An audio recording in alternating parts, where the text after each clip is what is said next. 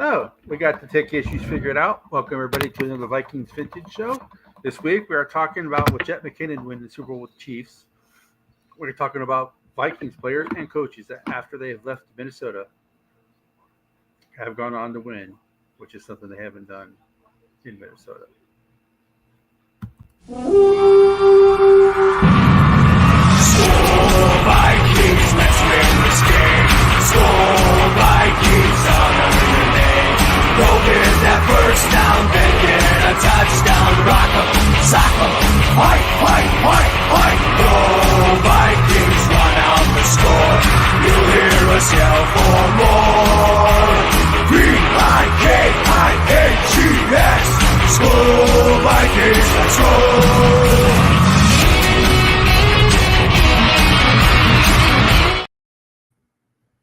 Man, I love that opening.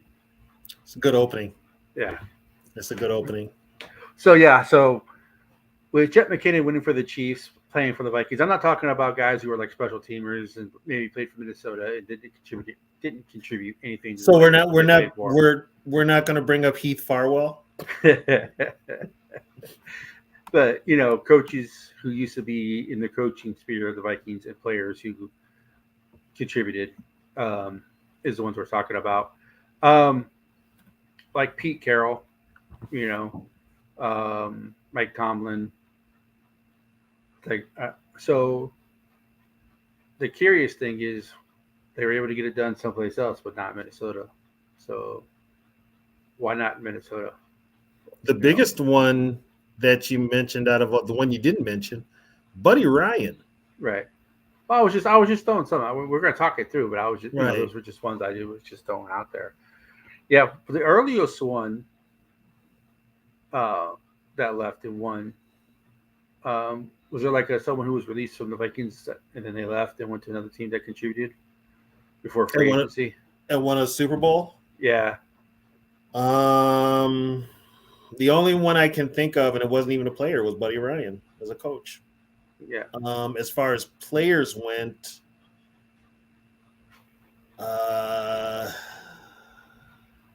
Zimmerman was pretty early. Tony Galbraith won a Super Bowl with the Giants. We traded Tony Galbraith to the Giants in '84 for Brad Van Pelt, who never played it down with the Vikings.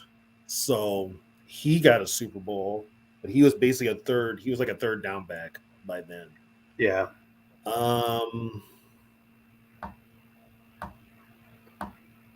Yeah, there's other ones. I mean, if you just want to go with coaches first, we can do that. Just coaches will probably be a little bit easier. Pete Carroll was a coach in the early 80s with the Vikings. And yeah, Pete Carroll. We saw what he did with the Seahawks. Right. Mike Tomlin with the Steelers. Mike Tomlin. Buddy Ryan with the Bears. Buddy Ryan, yep. So, I mean, Billick with the Ravens. Oh, John Tierlink won 2 Super Bowls with the Denver Broncos. The defensive line coach, right? Defensive line coach, right? Yeah, defensive line coach. So he won 2 Super Bowls. I mean, it's pretty. I mean, it gets pretty. Extensive when you think about it. All the people who've been through the Vikings organization. Oh, we forgot one. Brian Billick. Well, no, I said Billick. Oh, you said Billick. Yeah. But it's just weird how the Vikings shown that they know talent just by their coaches and the players, that they had, not even won the Super Bowl. But there's also there's plenty of guys who went to Super Bowl and didn't win, who never went with Minnesota, But you got like your Rich Gannons and stuff like that, those type of guys. Right. You've got Rich Gannon, Esra Tuaolo, Charlie West played in other Super Bowls besides the Vikings. I don't know. It's hard to say with those Bud teams what exactly was the problem. They got outplayed, but to be so good during the year and then get there in the Super Bowl and then everything just fall completely flat, that, you're kind of like, what the hell happened? Where do you put the blame? It's kind of hard. Just nobody was ever ready.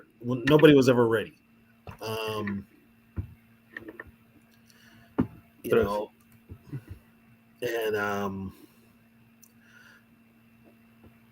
but they were just and it's not like they didn't have good players. Yeah, it's just because I was just thinking about this. I was just thinking about it because we've talked about this off camera before. Um, and then when I saw the Chiefs winning and Jet McKinnon, I was like, that would be good because it shows that the Vikings can know talent as far as coaching talent and players and stuff like that. It's just as a team, as a Vikings team themselves, they can't seem to get it done. You know. No, they can't put it together for whatever reason. And I wish I knew. I mean, you have 4 chances to win a Super Bowl. Now, granted, they were not playing pushover teams. Yeah. But you just never, and the showing was bad. Especially the one against the Raiders.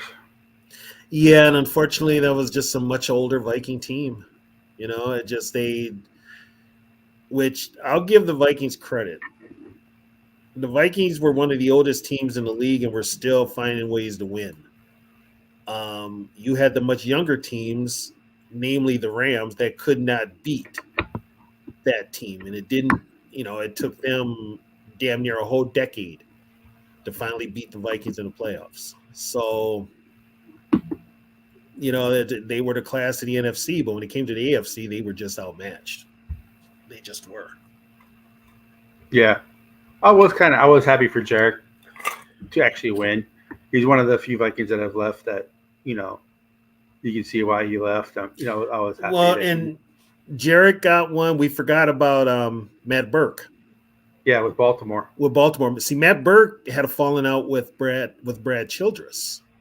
Seems like a theme. And that was a theme, and he got one, and so did Bryant McKinney.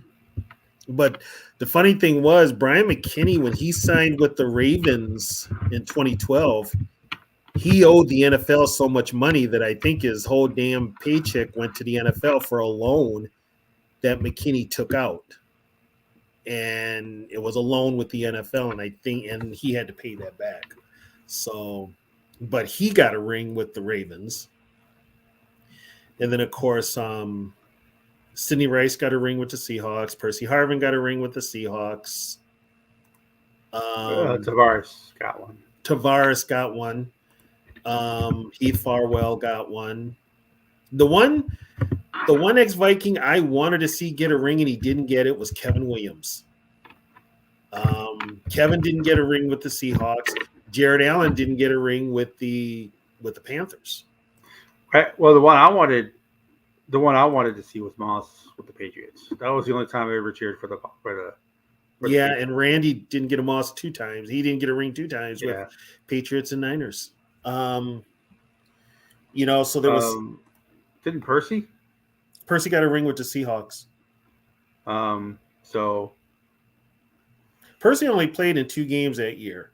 Yeah, because it was migraines. His migraines were really bad. Yeah, he played against the Vikings, and he played in the Super Bowl, and he returned a kick for a touchdown in the Super Bowl.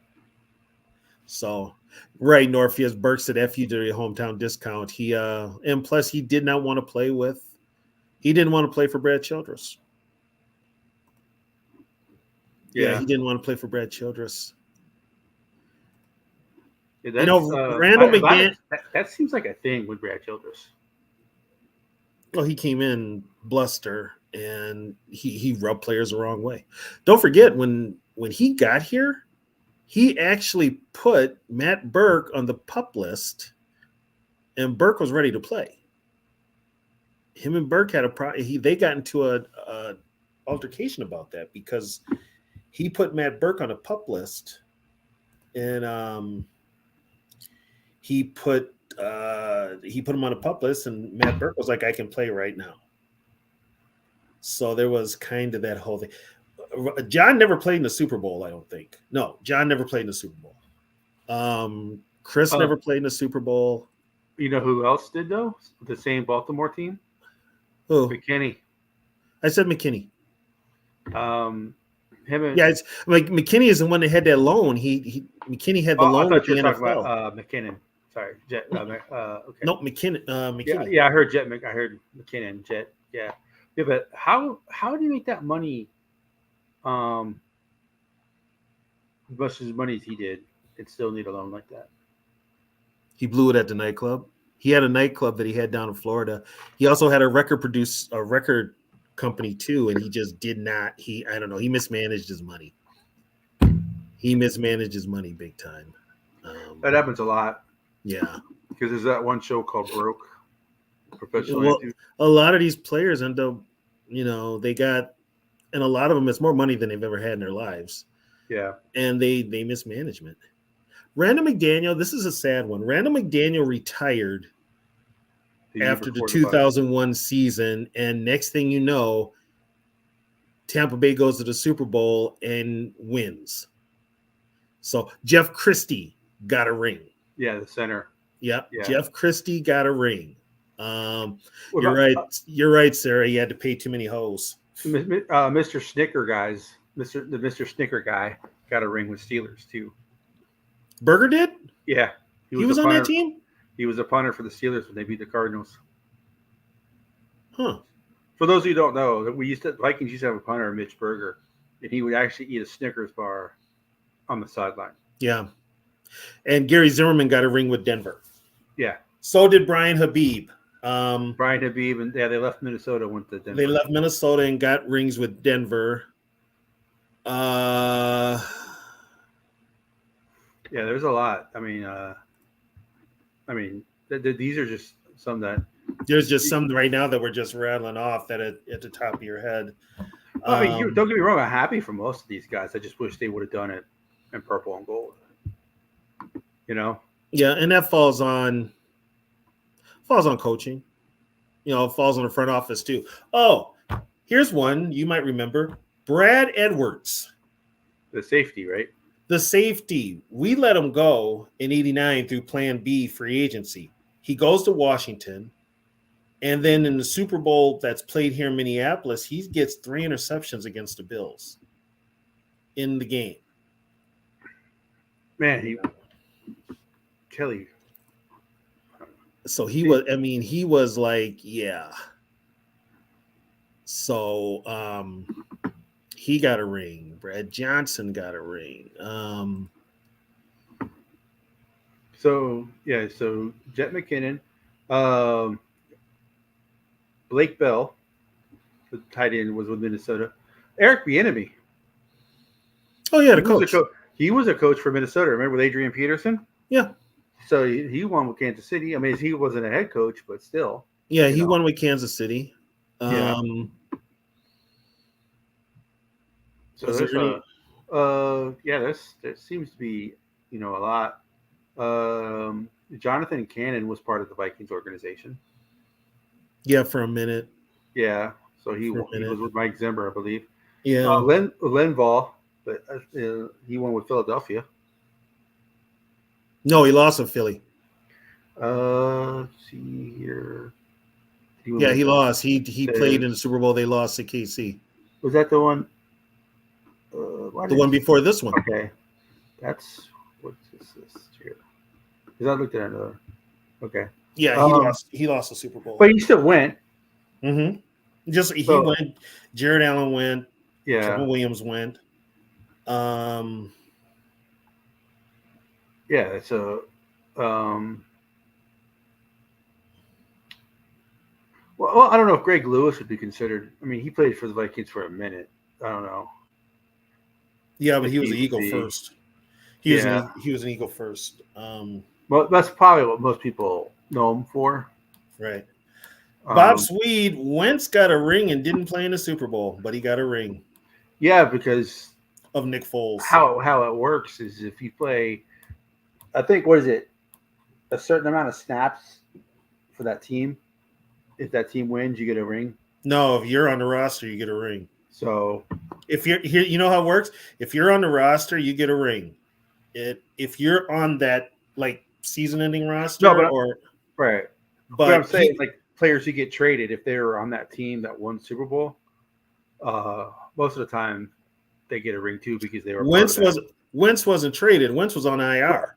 Yeah, no. But what I'm saying is usually when a team wins, like the Chiefs win this year, say they traded the player at the trade deadline, usually that team will give that player the ring too because they helped win it. I never heard that. You ever heard that before? No. Yeah, I saw. Well, who was that? I saw a YouTube video of a guy who they interviewed a former lineman. I can't remember the offensive lineman. I can't remember his name, but they interviewed him and they were like, "Are you sorry you got traded? You know, and the team went on to win." He's like, "No, I still got my ring." He's like, "Because I was part of the team before they, even though the team won the season, I got traded. I still got a ring because I was with them in the first half of the season." I can't remember who it was. It depends on the team too, because teams do that. They not everybody does it, but some teams will do that. Yeah. So I mean, if they give the practice squad guys rings, yeah, then anybody can get a ring. It's like I tell people. well, it's not. It's different levels though, isn't there? Like the different equality. Like I know the coaches and players rings not the same, but is a practice squad player the ring? No, they get the same ring. They do. Okay. Everybody gets the same ring. It's no different. Front office people get rings. Practice squad people get rings. Support staff, all that get rings. The only ones that don't, I believe, are like your radio announcers because they're not really paid by the team. They're paid by the radio station. But doesn't the team dictate who calls the plays? Well, they make it used to be the network, the radio station would make the choice along with the team. Now I think it's more. Because like the Twins just replaced Dick Bremer. Yeah, and that was, but they also had to go through they also had to go through the radio station too. They had auditions. Yeah. You know, so it can't. I mean, the ball boys get a ring. Yeah, ball boys get a ring. Everybody gets a ring. It's the rings are just handed out like can't. Well, and they're for an NFL team. They're not that expensive. Yeah, JT, Dick Bremer, what a name. Yeah, it's Bremer, Bremer. Dick Bremer, but but still, even if it's Bremer, it's still, I don't know. Where did the thing like going from Richard to Dick? Where did that come from? I don't understand that. Mm-hmm. I don't know.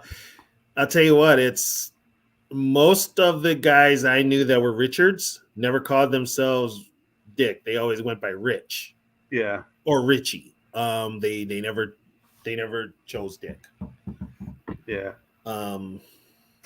Yeah, I think going back to the Bremer thing, I enjoyed his stories because he's been a Twins fan for so long, and he's also been the play-by-play guy for so long. Yeah, he's been in the Twin Cities since I was a kid. You can tell he lost his fastball last year. Well, he's old. When he was calling some of the plays, so yeah. Yeah, he got old. So now you have to get a younger person that at least knows a little bit of history. Okay, now with the Vikings, now here's a kicker with Paul Allen.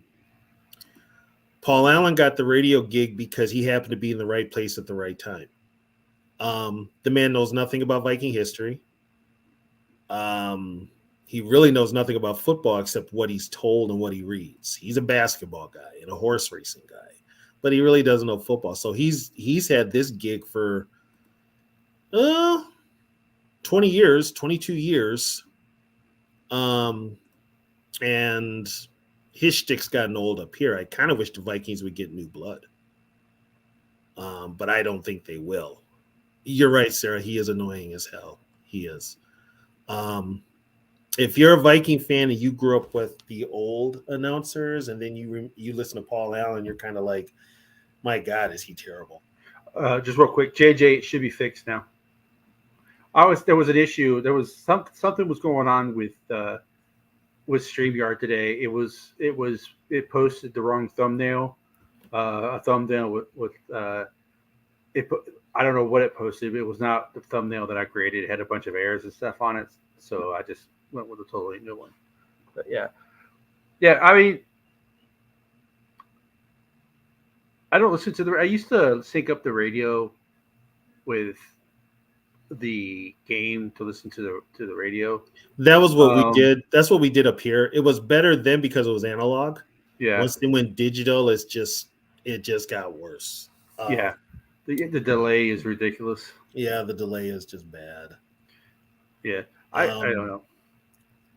I'm trying to think now. So now, okay. The first two Super Bowls, Carroll Dale was a wide receiver with the Packers. He ended his career with the Vikings. So he became a Viking. There was really everybody else. Well, I'm thinking in that era, the only Well, one. the Cowboys cut all the players they got from the Herschel Walker trade. Yeah, so it was only the draft choices that when they win their Super Bowls was just the draft choices. But they had redone that roster. I mean, they pulled some deals. I mean, for them to get the players that they got, that was a super team. That was a super team. Buffalo, I'm trying to think, did they have a former? No, they didn't have a former Viking. No. The Giants had Tony Galbraith. I'm sure there's like Marcus Epps. I think he lost with. I think he was on the Eagles when they lost. Right. Maybe or maybe they won. But Marcus, like I said, Marcus Epps really didn't contribute anything. So no, he was just on the roster. And here's the thing. And now, nowadays, when you've got the practice squad as big as it is, you've got veterans on the practice squad now too. So, and then also they make players inactive. So if they really don't play all year, they're probably not playing in the Super Bowl. Just ask Kadarius Toney. He's getting a ring, and he's a buffoon. He cost them the game against Buffalo, the Chiefs this year. So and the Lions game, the first game of the season. Was that the one where he lined up off sides, or was that Buffalo? No, he dropped. He was wide open. He dropped a touchdown pass to win the game against the Lions. Well, he also blew it against Buffalo because they had a touchdown and he lined up off sides. Yeah. So he's just an idiot. But he gets a ring. Noel DeVore won with the Steelers as well. Okay, he was with the Steelers. That's right. Yeah. So he got a ring. Tyrone Carter. Yeah, Ty Carter got a ring too. Yeah. Yeah, he got a ring. Like he brings that up every chance he gets. He lives here in the Twin Cities. Well, he went to UM too, so University. He was drafted by the Vikings. Danny Green drafted him. One of the few times they've actually drafted a gopher. A gopher, yeah. Yeah, Danny Green drafted him. Yeah. Up and and then let's see. Just trying to think of other coaches and stuff. Because there's been a lot of coaches with what's the because I remember like Bill Walsh and you saying Jerry Burns, were they ever connected? Oh, Burns got winning rings with the Packers in the first two Super Bowls. Before Jerry Burns came to the Vikings, Burns spent 66 and 67 with the Green Bay Packers. He was their defensive backs coach. Because I remember seeing something about Burns happen. Burns got two Super Bowl rings with the Packers. And then he came to the Vikings as offensive coordinator in 68. But Burns, I forgot all about that. Burns won 2 Super Bowls with the Packers, and he was on Vince Lombardi's staff. For some reason, I'm thinking. For some reason, I got in my mind a Viking going to the 49ers and winning. But I know we got Roger Craig going the other way. But I could have swore there was a Viking who left the Vikings and went to San Fran. Only one I can think. Well, I got to think of this because I think. Well, here's the deal: we made a trade in '84 for Billy Shields. We traded John Turner to the Chargers for Billy Shields, the tackle. Billy Shields would not play for the Vikings because he didn't want to play for Les Steckel. He didn't want to play for like a rebuilding team. So the Vikings traded him to the Niners for a draft choice. Well, he made a good decision with that one. Right. So he got traded to the Niners and he got a ring.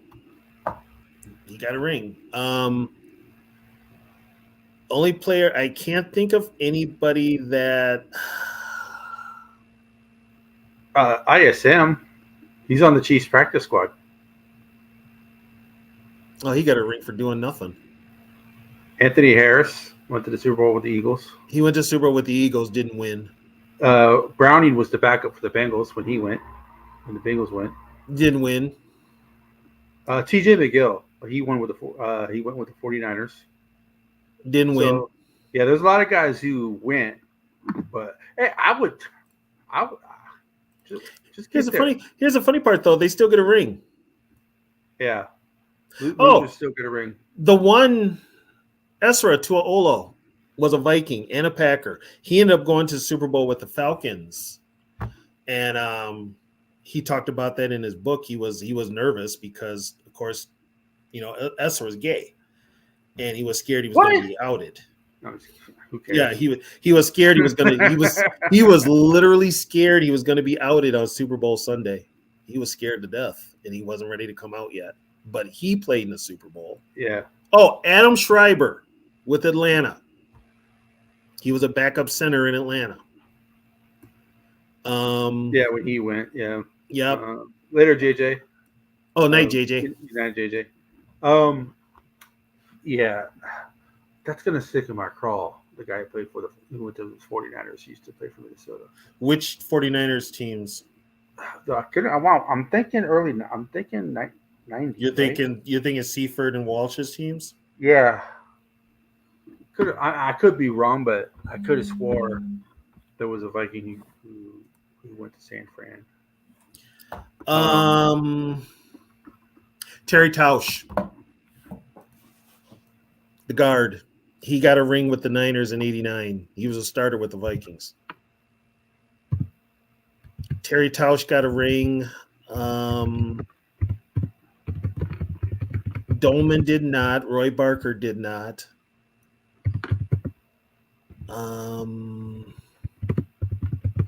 Yeah, you might be thinking of Terry Tausch, he's passed away. But he was with the team in '89. He was a backup though, but he did get a ring. Yeah, I don't know if that's him or not. It could be. Why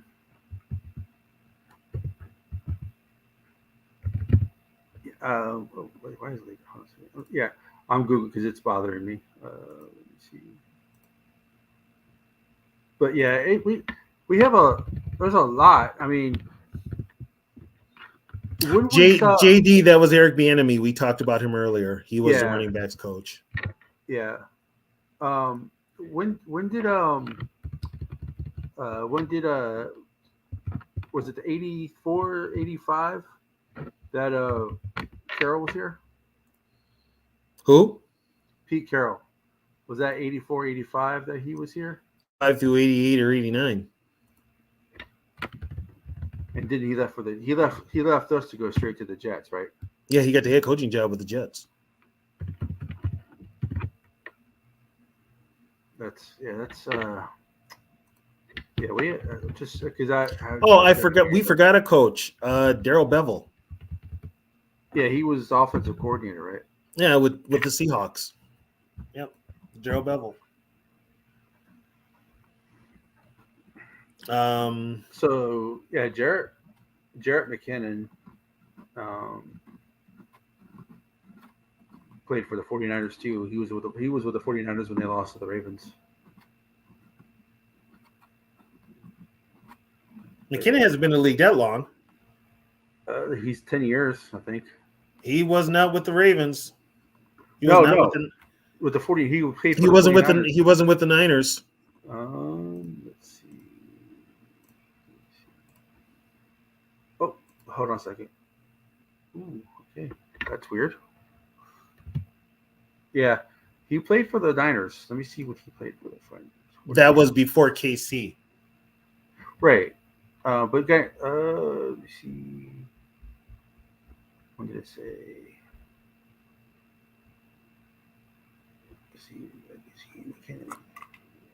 So he played for 2018. Yeah. Yeah, because he was with the Vikings for He was with the He was with the Vikings when they played at TCF Bank Stadium outdoors. And he played with the 49ers until 2020. And then he went to the Chiefs. So, and then because the 49ers, this is the third time they've been in the Super Bowl the last 5 years, I think, right? So, is it? Yeah, they blew this lead, then they blew the lead against the Chiefs before. Yep. Yeah, Bob Sweet. Yeah, that was funny. As soon as the Vikings traded him to the Niners, he got hurt. He did. He got hurt right away. It's amazing. It's amazing how he was injury prone. He wasn't with the Vikings, and he went to the Niners and got injury prone. Right, and he's not with the Chiefs either. But for some reason, when he played for the 49ers, he was actually basically he didn't play for the Chiefs all year. He was a Super Bowl decision to play. He took I think he either took Thuney's place, the guard, or he took Kadarius Toney's. Kadarius Toney was a healthy scratch. Well, his comments, I think he's gone. He's not going to be with the Chiefs next year with his comments that he made. No, but he got a ring out of it. So it's amazing someone like that's got a ring, but Moss ain't got one. Well, okay, let's reshuffle that. Anybody that plays a Super Bowl has a ring. He ain't got the trophy. Yeah. So, yeah. But yeah, because leaving the losers get a ring. The losers do get a ring. Call it what you want. I know some former Vikings that are proud of those rings. I know a couple of guys that only played in one Super Bowl, and they're proud of that. They didn't play very long, but they did get to play in the biggest game. They didn't win it, but at least they got to play in it. So do you think the same thing can happen with Flores that happened with Tomlin? What do you mean? Get hired as a head coach? And then win the Super Bowl? Yeah. But somebody's got to hire him first. God, I wish was it Zimmer the head coach or was Childress head coach when Tomlin was here? It was Zimmer, right? It was Childress. It was only 1 year. Right. When we, and the Wilson went through, they did all the illegal crap to bring in Childress, which meant kind of skirt the Rooney Rule. I mean, they knew they were going to hire Childress all along, but they had to, adhere to the Rooney Rule and make it look like they were actually doing their due diligence in searching for a NFL head coach, and they weren't. So the Steelers job was Tomlin's first head coaching job, right? Other than college? Well, not even college. He was his first head coaching coaching gig. And he was ready. But it also helps that he had a Ben Roethlisberger, that he had pieces in place that had already won a Super Bowl. So all he had to do was kind of implement his game plan. He already had the horses. He added a few younger horses, and guess what? He wins another Super Bowl.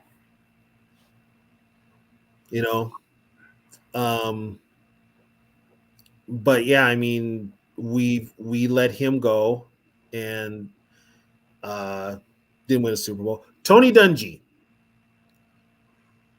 wins a Super Bowl with Indianapolis, but he was sure going to win one with the Buccaneers. Yeah. Yeah, he was sure going to win one with the Buccaneers. I don't know what happened. The Colts were more his team than the Buccaneers were, though. No, the Buccaneers were – no. Here's the deal. Gruden won that Super Bowl with that was Tony Dungy's team. That was Tony – every team that Tony Dungy has built, he's won with. That Tampa Bay team, especially that defense, was his. Hell, even the quarterback was his. You got to remember, when they made that trade for Gruden, it was already just before training camp that the Buccaneers made that trade. Speaking of, there's another one, Brad Johnson. Yeah. And the same Super Bowl, Rich Gannon, two former Vikings quarterbacks playing against each other. Yep, Rich Gannon. It's just, and so Gruden, I've never been a big John Gruden guy. I think he's overrated. I really do. Yeah. That Buccaneers team that he won with, because that was basically the Gruden Bowl. It was John Gruden coaching his new team against the team that he put together. If an idiot, Bill Callahan, doesn't change anything. And Bill Callahan doesn't change anything, and that's No what audibles, you get. no Yep. nothing. That's what you get. And guess what? He knew what the hell was going on. So yeah, he got a Super Bowl. You know, so Gruden never impressed me. I'm sorry, he just was never impressed me. That team was Tony Dungy's team. Okay, that Colts team that beat the Bears in the Super Bowl, that was Tony Dungy's team for sure. And the thing about I remember that Super Bowl was because Peyton Manning put on a clinic for quarterbacks. Especially in the rain. In the rain. He put on a clinic of how to play quarterback against an aggressive defense. And that also had the best Super Bowl halftime show. Definitely. You know.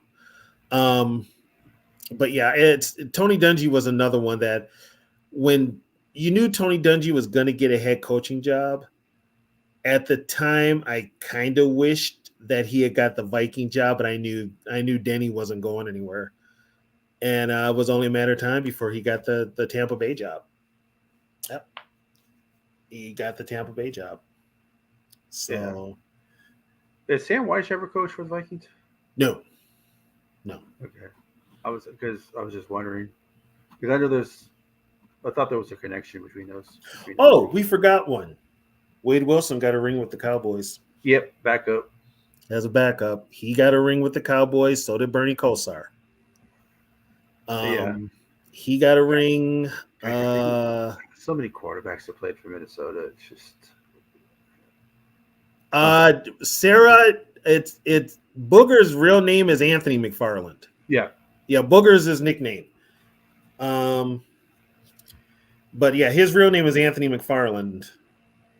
Not sure where the booger came from, but probably when he was a kid because he probably ate them. But anyway. They're very nutritious, by the way. Oh, gross. Oh, God. No, but Tony Dungy's probably the one. And then Mike Tomlin is probably man's never had a losing season. Just think about the Vikings kept Childress over Tomlin. Yeah, and you know what? That's when I get on the Wilfs. Because if you look at the Wilfs track record, and they're forcing coaches on us and forcing certain players on us, that's why I say they pushed Brad Childress on us.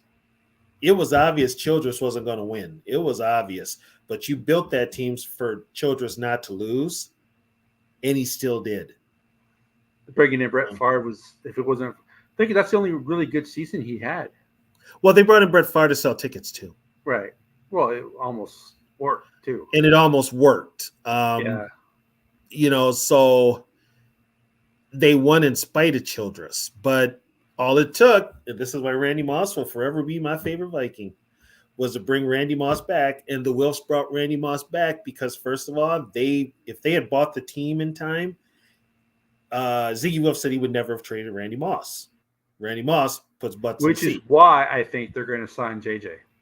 Yeah, they don't want to relive that mistake. But here's the thing. You bring Randy Moss back, you're getting butts in the seats. But guess what? Break out your 84 jerseys, y'all. I'm coming back. Childress cuts him. I'll always hate Brad Childress for cutting Randy, man. He cut him without telling the Wilfs. Yeah. Without telling the Wilfs. And then that whole perfect storm. Now, remember, the day after Childress got fired, the day before, we had just got our butts kicked by Green Bay. Like 34-3 or something like that. Yeah, that was. And the next day, the Wilfs fired Childress had some really ugly games against the Packers. Well, okay. A lot of Viking fans won't remember this. It was 2007. We're playing the Lions, right? We're winning, but we're not winning by much. The Metrodome fans, the Viking fans are starting a chant, fire Childress. What was and it? it was What was it? Fire, chili, something like that. I think It it was was. fire, children, Yeah, and it was yeah, loud. yeah. It was loud. It was you couldn't miss it. You And the could not miss it. And yeah. also, now this is what a lot of people don't. You guys don't didn't hear about I this. did not suck. My offense was kick ass. Uh, Yeah, you suck. Your offense sucks. Here's the thing: the PR was so bad for Childress. It was so bad. You literally had to get other coaches to put together to say positive comments about Brad Childress. The one that they did to tell comments about Childress was at the time Gopher football coach Tim Brewster, who sucked himself. Jesus Christ. So Brewster, who was a used car salesman before PJ Fleck, they did a whole spiel, and somebody asked him a question. He's like, Brad Childress is this kind of coach. He's that kind of coach, blah, blah, blah, blah, blah, blah. And he was just basically brown nosing Childress. It was a joke. From what I understand, the food from that place sucked anyway. It did. Randy wasn't the only one who said that, but that's not a reason to cut a player. It did. A friend of mine, the place that did it, they had a buffet thing for lunch where they were going to serve the same food that they served to the Vikings. And my buddy was like, dude, it sucked. No, Childress was the offensive coordinator for. He was with he's always been. Here's the thing. He went back to Kansas City, didn't he? You know what he was? Passing game coordinator, which is basically I get the coffee on Monday morning. Yeah. Childress never called plays. He didn't call plays with Andy Reid. Andy Reid has always had play calling responsibilities. The only time Reid gave them up in Philly was to Marty Morningwake. And that he learned from his mistake. How How does someone like Marty Morningwake at the time, why did he just keep getting job after job after job? Like the Lions hiring him as a head coach. I mean, it's all who you know. Yeah, Here's the thing. NFL coaches are they're recycled more than plastic. yeah. You know, it's you've got, Josh McDaniel, come on. Josh McDaniel's name keeps coming up for a head coaching job or a OC job. And after what he did to the Colts, and you're still getting these gigs? You can't beat it. You can't beat it. You got free travel. You travel with the team. I know Flores is suing the league, but if it's between McDaniels and Flores, I'm doing Flores. I'm sorry. I'm signing Flores too. But when you've got what you've got with Flores, you've got Stephen Ross poisoning the well and saying the stuff he does. And he's going to poison the well to Flores to where Flores doesn't get a gig. And also Flores being a man of color, he's going to get more scrutiny. He gets more scrutiny than Josh McDaniels. You know, for what Josh McDaniels did to the Colts alone should disqualify him from getting the cut. It should. Okay, people should be on Josh McDaniels' ass because he cut a player because I guess he was hot. The guy was hot for his wife or something like that, or his girlfriend. He cut the player. He did that in what jobs has he had? Denver. It was Denver. It was Denver. He cut a player because it was either he was hot for his girlfriend. His girlfriend found the player attractive. That's what it was.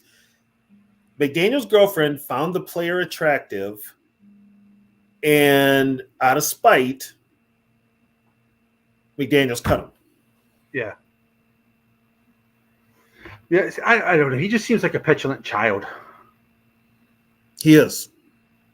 You know. Most of your coaches are. The biggest one, Sean Payton. Was Sean Payton. he was in the same. Him and Mike Zimmer were coaches under Bill Parcells. Yeah, they're from the Parcells tree.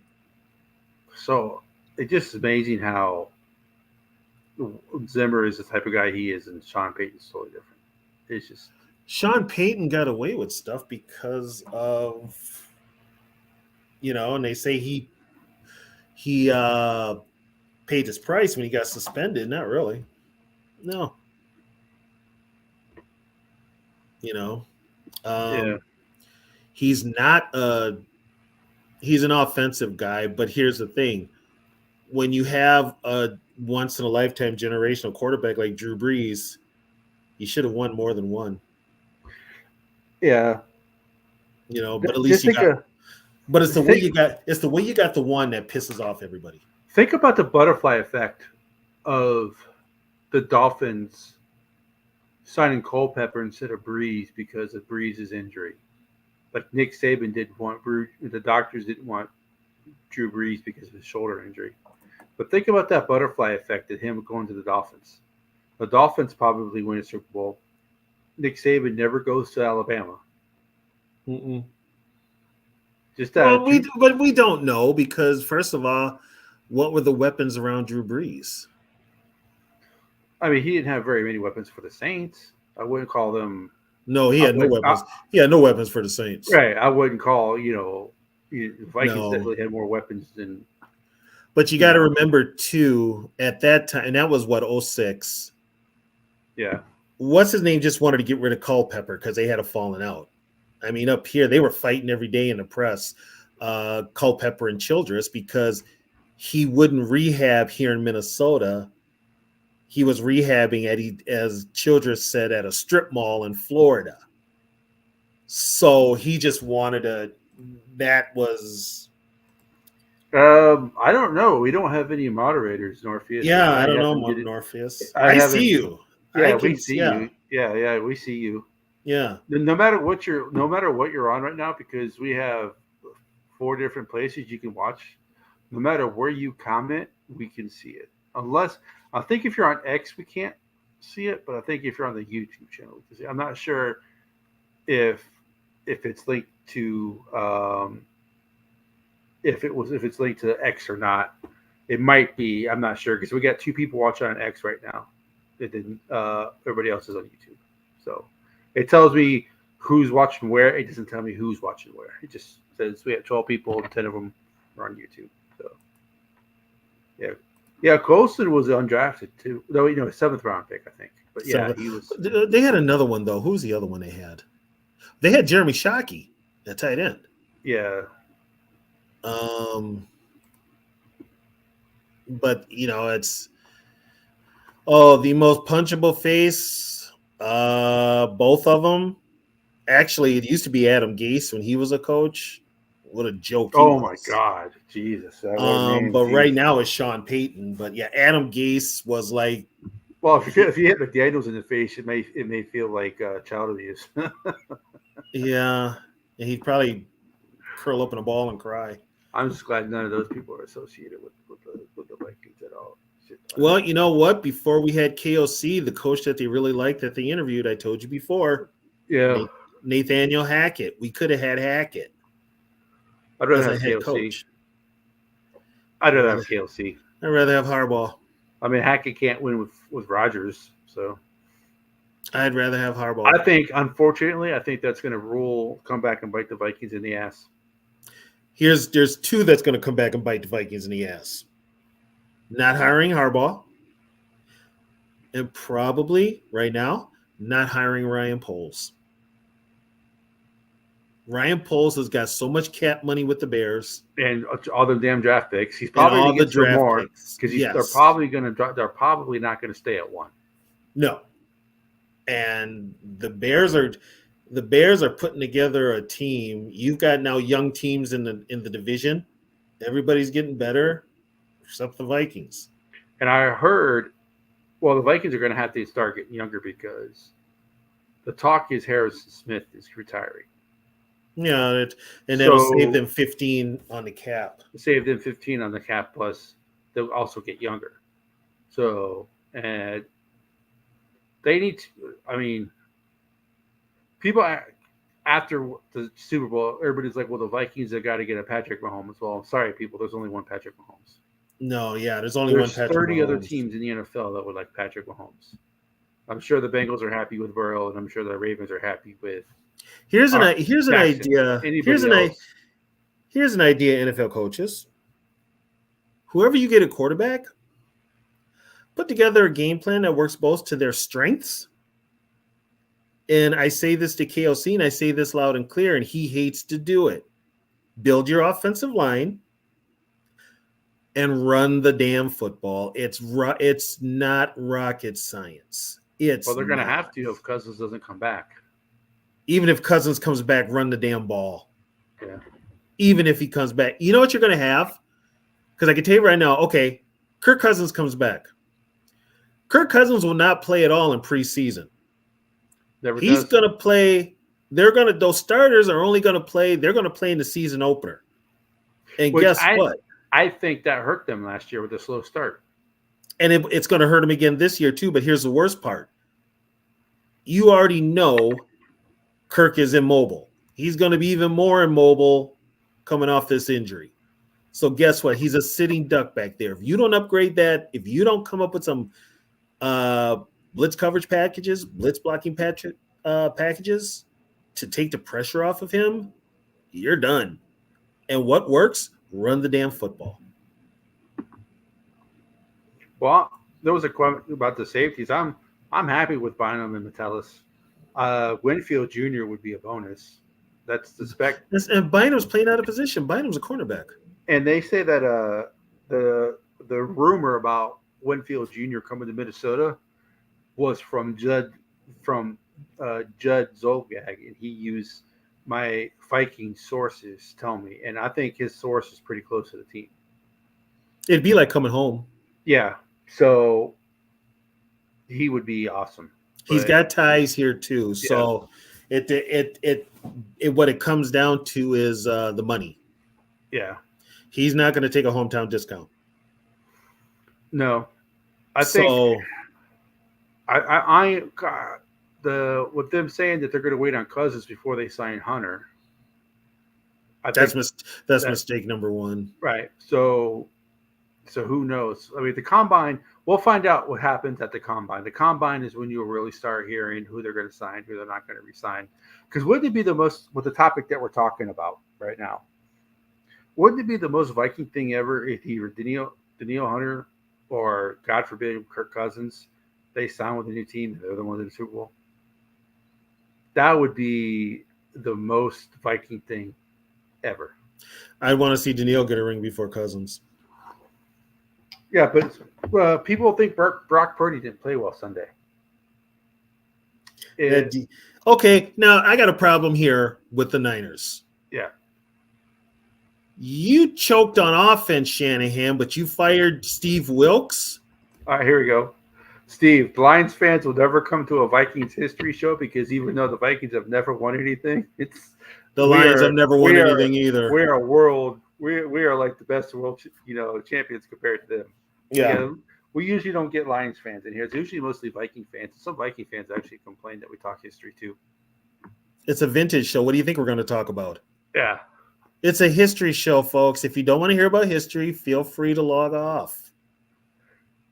Yeah, and it's every week. So the shows are not going to be as long during the off season, obviously, that they are during the season. Yeah. But like tonight, we've already pretty much talked about the players and coaches, and and so I mean, we're on to the 49ers and their boneheaded move to give Steve Wilkes as a scapegoat for Shanahan's bullshit. Shanahan's a failure. Well, they showed the graphic during the Super Bowl. Shanahan is a failure. His coaching decisions have cost his team 3 times in the Super Bowl. Yeah, Shanahan's a failure, folks. He is a failure. But you're going to blame Steve Wilkes? It's not his fault one of his starting linebackers decided to run on the field and tear his Achilles. It's not his fault the special team player got hit by the ball.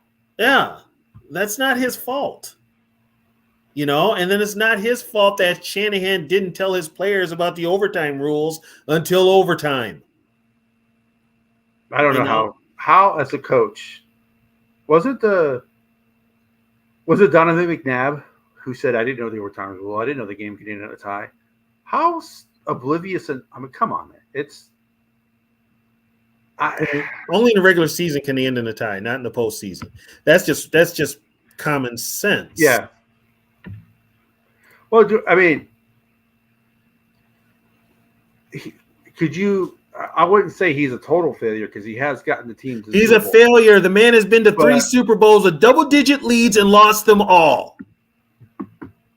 He's lost them all. By the way, George, Bud Grant was a good regular season coach too. There's a whole lot of coaches out there that were good regular season coaches. But when he gets into the Super Bowl, he blew it with the Falcons. He had a double-digit lead and got conservative on offense. yeah, you should know the rules as a player. I'm sorry. He had a double-digit lead his first time he played the Chiefs. He had a lead in this one too. Yeah, but we mentioned him and Brian Habib, who both Yeah, we mentioned them both, him and Brian Habib. Yeah, who both went to Denver after leaving Minnesota in one. I never praised Shanahan, Sarah. I never praised him. If I did, I need my head examined. I think he's a good. I think he's a. Okay, you want to. I think the pressure gets to him. Okay, then why are you doing? Then why is he doing it then? Okay, then you're giving him the same excuse you give Kirk Cousins.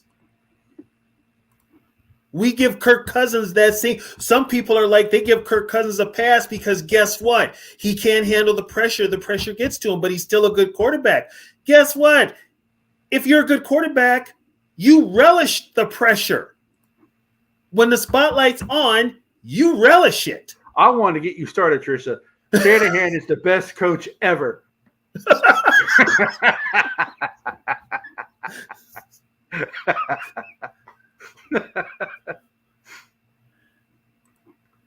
The 49er fans are not complaining about him, by the way. I've been watching. But here's the thing, though. I've been watching like YouTube videos of 49ers YouTubers, contributors, and stuff like that. But you also have to. They're not complaining, but look at this. Look at this. Okay, John Lynch has put together an offense for Shanahan not to fail. He's put together an offense and a team for Shanahan not to fail. And what's Shanahan doing? Well, there does come a time where. Oh, by the way, Norpheus, I'm not a KOC fan, so I'm not a KOC guy at all. There does come a time where you do have to put Shanahan. Shanahan is in that same category now as Bud Grant, Marv Levy. Marv Levy. Yeah. Yeah, he's in that. But here's the thing, though. I think Levy actually had leads in the Super Bowl. He had a couple leads. Bud never had a lead. Yeah. Shanahan has been in 3 Super Bowls and had comfortable leads. 2 as a head coach, 1 as an assistant. You can never be forgiven for blowing a 28-3. No. Someone did the breakdown of the game that if the Falcons were to run the ball 4 times, they would have won. They would have won. All they had to do was run the ball 4 times, and they would have won. Because by the way, the clock and everything worked. Yeah. Yeah. Someone broke the Patriots wouldn't have had enough time to come back. Yeah. So that's all they had to do. And then sometimes too. Now this is where Hey, we do have. There you go. Go ahead.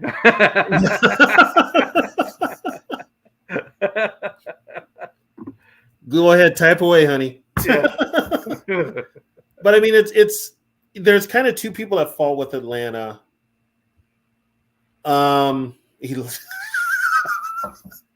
There's 2 people to blame. Now, the one person you can also blame with the Falcons, you can blame Dan Quinn for not getting on Shanahan and telling him to run the damn ball. You can some of these head coaches need to be held accountable too for letting their offense coordinators get total reign. That's the problem. You've got to rein them in. The thing about Mahomes is someone did his career trajectory, and his career trajectory is better than Tom's. which I never thought I'd be saying. Yeah, but Sarah, it's on Dan Quinn, but it's also on the conservative play calling of Yeah, see, Dan Quinn as the head coach. Shanahan. Dan Quinn as the head coach should have said, "Can we try running the ball?" Here? Right. Yeah. Whereas now with Shanahan as the head coach, he don't have to answer to nobody. Yeah. Which is also another problem. People keep saying that the Niners were Mahomes, right? The 49ers beat themselves more than the Chiefs beat them. With the 49ers did with beat the themselves. turnovers. They had a lot of breakdowns too. Yes, the 2 turnovers in the red zone, the punt hitting the guy on the leg, stuff like that. So yeah, Mahomes did actually beat them, but well, have you seen the meme about the last play? The touchdown? Yeah. No. They said the Chiefs had an eligible receiver downfield. No, it doesn't surprise me. And they said that there should have been a 10-second runoff. I'm just going to leave that up the rest of the night. Oh, don't do that. I got to talk to her after I get off of here. Don't do that. Don't do that. She has heard me bitch and moan about Kirk Cousins for the last 6 years. Yep. Kirk Chains coming to Atlanta.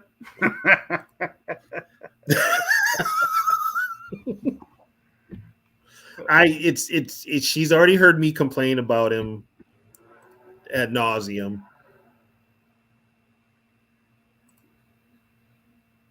Mahomes is not the GOAT. Mahomes is not the GOAT. Not yet. He's not working on it. Brady's the GOAT as far as Super Bowl rings, but to me, Brady's not the GOAT either. Brady's not the GOAT. Well, there's only one quarterback ever who's played in more Super Bowls and has had a perfect rating in almost all 4 of them and never turned the ball over. Brady? Montana. That's the GOAT. That's the GOAT. And Montana played when football was real. Okay? Yeah, Montana. They even said it during Montana never had 2 rules put in place because of him. Mm-hmm. 2. So you know what? Everybody's like, well, look at the ring. Look at the rings that Brady got. I'm like, you didn't fuck them rings. Brady also lost 2 Super Bowls to the Giants and Eli Manning. And he lost to the Eagles. Brady so guess what? And Brady played longer. So guess what? Joe Montana all the way. And Joe had one of the greatest comebacks in Super Bowl history, dude. Yeah. That drive that he put together against the Bengals was classic. So. And it wasn't Rice who caught the touchdown. It was Taylor. It was the second receiver. Yeah. It was John Taylor, the one that had the single coverage. So guess who could also read defenses? Joe Montana. Yeah. And if you think about Montana getting to that Super Bowl. If Montana played in KOC's offense, the Vikings would never lose. Right. And here's the thing. Montana, on the way to that Super Bowl, when he beat the Bengals, he beat 2 top defenses. One was the Vikings. The other one was the Bears in Chicago in below 0 temperature. So. Yeah, JD, that they did, which was complete and utter BS. And that was a Rodgers rule to protect. And the NFL wants to do that because here's the thing with the NFL. The NFL can't make any money on TV and get people to watch if they've got a bunch of backup. Nobody wants to watch Josh Dobbs versus I don't know. Josh Dobbs against Jake Browning. Yeah, Josh Dobbs versus Chad Henne or something. Yeah. Nobody want the NFL doesn't want that, and neither do the sponsors. Well, we all know you're right, JD. It's all about money. We all know Rodgers hasn't been the same since he walked into a bar. So he ain't been the same since he walked on grass. Yeah. Jesus Christ, the guy's brittle. Yeah, there's another one too. Terry Bradshaw was a beast. And I'll tell you what, when the NFL softened its passing rules in 78, Who was the quarterback that took advantage of it? The Steelers. Yeah. The Steelers were the ones that took advantage of that. Which, going back, another thing, speaking on that, think about someone like Joe Namath playing today. That dude threw for 4,000 yards back when it was a 3 yards in a cloud of dust league. And Joe, okay, Joe's in the Hall of Fame, right? Yeah. Joe was never he's got more interceptions than touchdowns. Right. You know, and he won that Super Bowl, and that's all he's got. Other than that, he either missed time or he was average at best. But he was because but he was notoriety. He was probably like the first NFL superstar outside of Paul Hornan, but he was that first quarterback that got all the pub. The especially TV, his the comment, commercials. Night, Mama.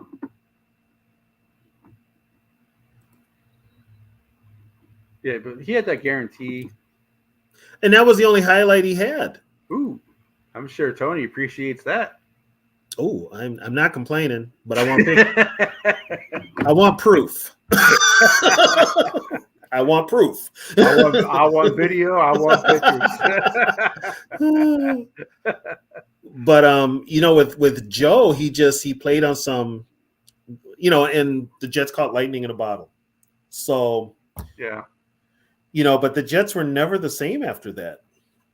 Never the same. And honestly, that's one of the reasons this all goes back to Viking history. One of the reasons Fran Tarkenton wanted to go to the Giants was to take eyes off of Namath.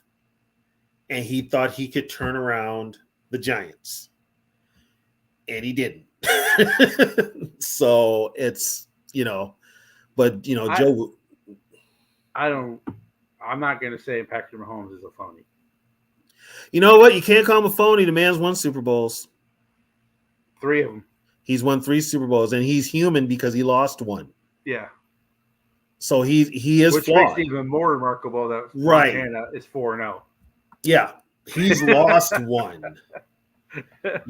So I'm not gonna call him fake or nothing like that. I mean, there's some quarterbacks out here I could call fake in a heartbeat, Josh Allen, but I won't.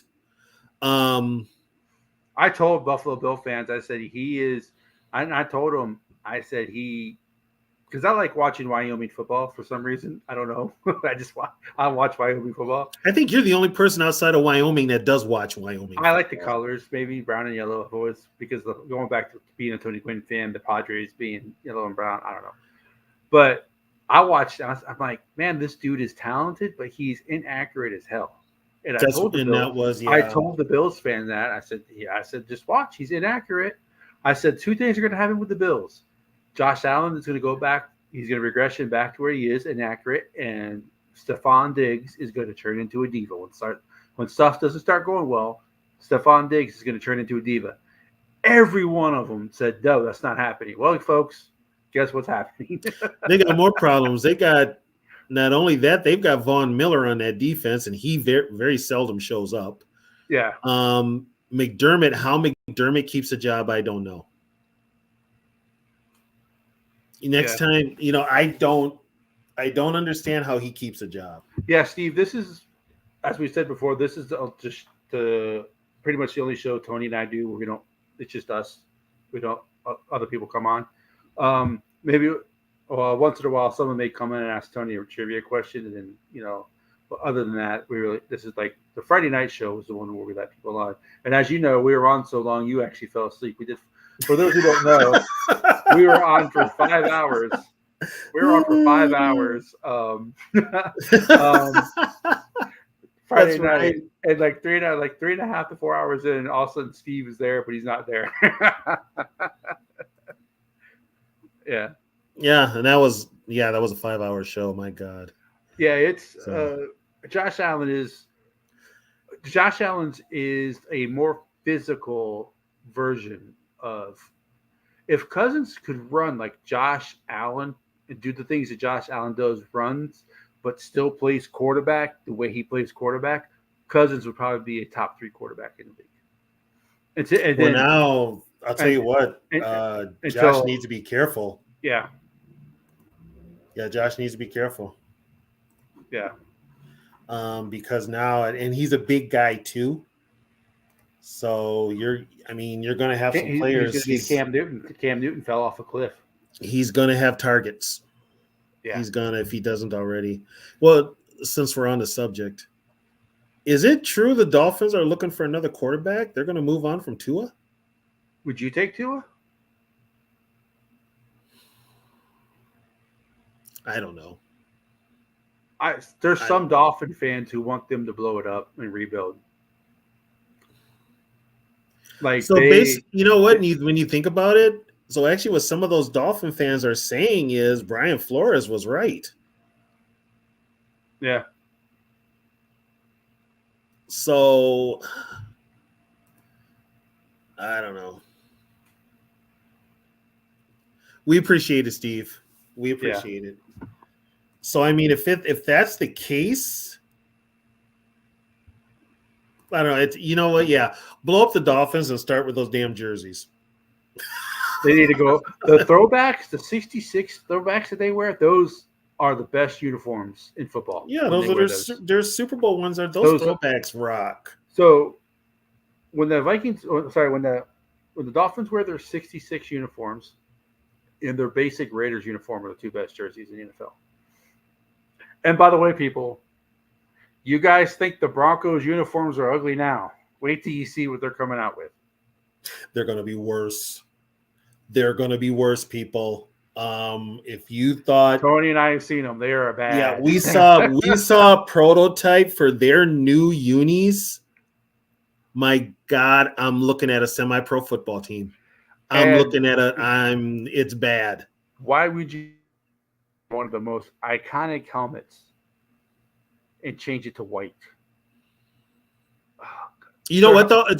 There's too many. Okay, there's something going in the NFL now with everybody doing these whiteout games on that. It's okay. There's a reason white is not that popular. It's just not.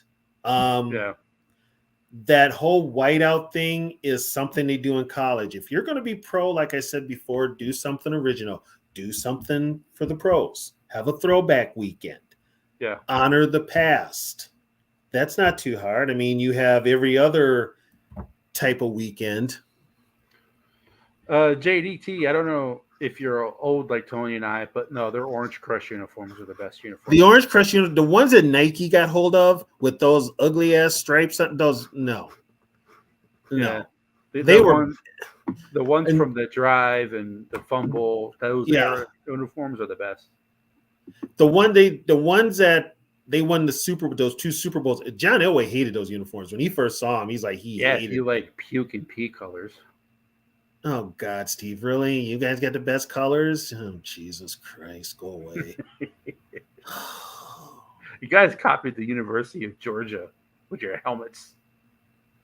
That G used to be sharper. It used to be a sharper G. Now it's like a rounded G. Now you're just like everybody else. It's not even original anymore. At least Georgetown University, they have like the G, not like the football shaped G. It's actually like a regular capital G, so it looks way different, which is pretty cool. But yeah, everybody else who has that G, high schools do it, universities do it. Hey Trisha, there is talk that Tampa Bay is going back to their creamsicle jerseys. They want to bring, what they call them, Buckle Bruce back. They look like a bunch of prisoners. Oh, those Bumblebee! Oh my God, yeah, those were bad. Well, they have to wait. Was it 6 years? 5 years. The NFL, you have to wait it's 6 years because the year you change the uniform in 5 years, so it's 6 years. Is what someone said. Yeah, because the NFL is all about merchandising, and they don't want to be like hockey or baseball or basketball where you can just change your uniforms anytime you want. So they want, when they make players. Why not?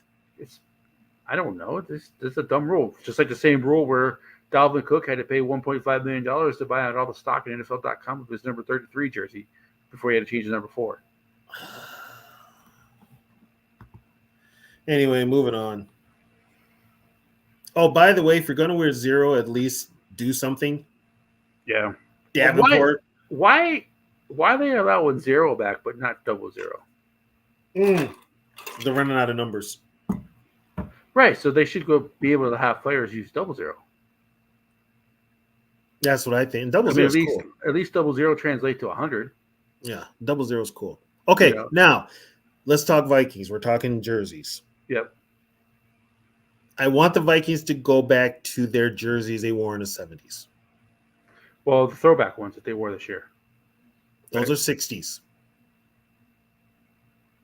Those are 60s with the outline number. Those are 60s. So you don't want the outline around the number. I like the outline around the number, but I wanted to be a darker purple, both the jersey and the helmet. The jersey and helmet didn't match up for the longest time. No, but I want it to be a darker purple. It's too much of a light purple, and I want the helmet to be a glossy finish and not that matte finish as they have. I want to go back to those uniforms: gray face mask, gray, white, or purple. Yeah, I don't like, because you and I are the same when it comes to this. I don't like teams who don't have black as one of their primary colors. Using black in their uniforms. Vikings, black face mask. Right. The Vikings colors are purple, gold, and white. There's no black. There's no black. So up until 2018, was it? No, 2010, I think. The horn didn't have any black in it. No, when they changed these jerseys to their current ones, they changed them in 2013. Yeah.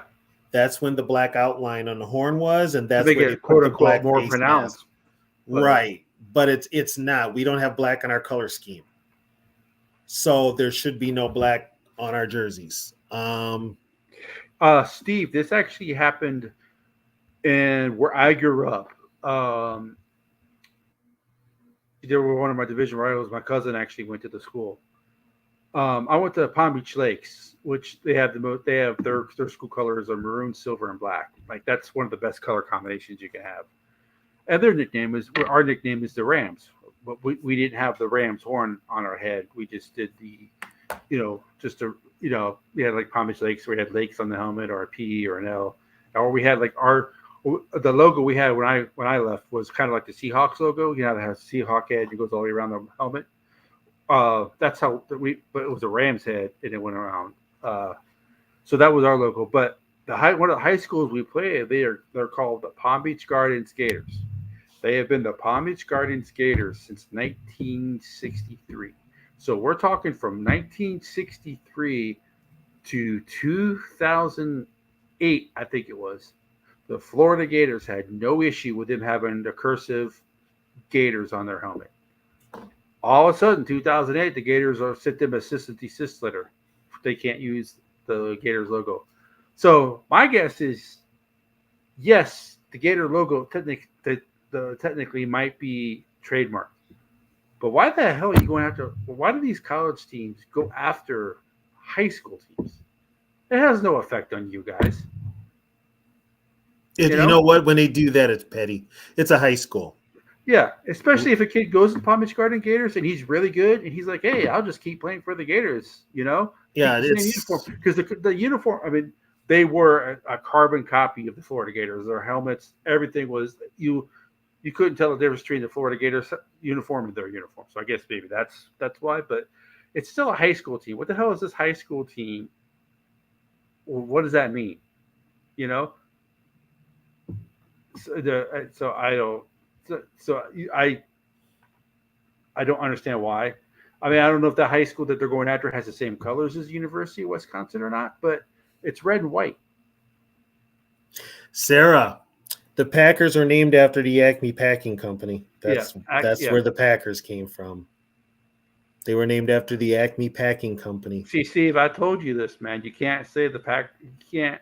Yes, they have 12 championships. You got 12. One of them motherfuckers is ours, and give us our goddamn trophy. But the thing about it is you can't compare the Packers championships before the Vikings were even a team because the Vikings weren't around to win those. And some of those that the Packers won, there was only like five teams in the league. Well, I'm not saying I'm not taking it away from them, but Well, like I said before, one of them how was the many Cardinals. how many did the Bears win back in this at the same time as the Packers? And you never hear them talk about it. Yeah. Yeah. JD, the Browns are named after their former owner, Paul Brown. And he did not want the team named after him. Yeah, that team is named after Paul Brown. Now let's talk about the Rams, because originally the Rams were from Cleveland and their colors were like a burgundy and gold. And then they got to LA, they were blue and gold. But they did have the horn on it. They were the first team to have an emblem on their helmets, and those were the leather helmets. Do they have the same colors, George? Well, if it can't be. There has to be a subtle difference. It can't be the exact same because the teams don't own the logos. The NFL does. No, but what the NFL does is the NFL puts a patent on it. Right. The NFL, once the NFL slaps a patent on it, anybody that's using that has to pay a fee. And does the West Virginia Community College have enough money to pay that fee? No, they probably have to. They probably have to make up their own logo. Yeah, so there's probably slight differences legally that they can get away with. There might be something that's so small, minute, you don't recognize it. But if it is the same logo, the NFL probably doesn't know about it. Sarah's got a comment here with the Browns. Technically, the Browns, now back in the day, especially in the 60s, that elf that they have on their as their mascot on their field, that's their original mascot, Brownie the Elf. He was their original mascot. When they got years later, and this is the 80s and 90s before they moved, they had the dog pound, and the dog pound was kind of like their mascots. So after a while, when the Browns, instead of putting the helmets, they started putting the bulldog to represent the dog pound when they came back. I thought it was a mastiff. It's a bulldog, isn't it? I thought it was a mastiff, but it might be a mastiff. Right, and so that elf is NFL history because that's the logo they had in the 60s and 70s. So they're using the Viking logo in orange and blue. That probably looks awful. No wonder why the NFL doesn't care about it. Yeah. Oh man. Yeah. Well, see, Jay, in Europe though, that is the name of teams. Like Manchester United football team, they don't have a nickname. That's just their name. Well, yeah, but that's soccer. But here's the thing. Here's the thing, though. In the NFL, we've all in America, American sports have always had nicknames. Yeah. The European teams do have nicknames, but they never use them. They do have nicknames, but here, we've always had nicknames, and it's always represented some sort of something with the city or whatever they're dealing with. He founded the Bengals. Yes, he did. The Bengals are also his team. When he got fired from Cleveland, he moved on to Cincinnati and started the Bengals. So he started two teams. Yeah. He started two teams.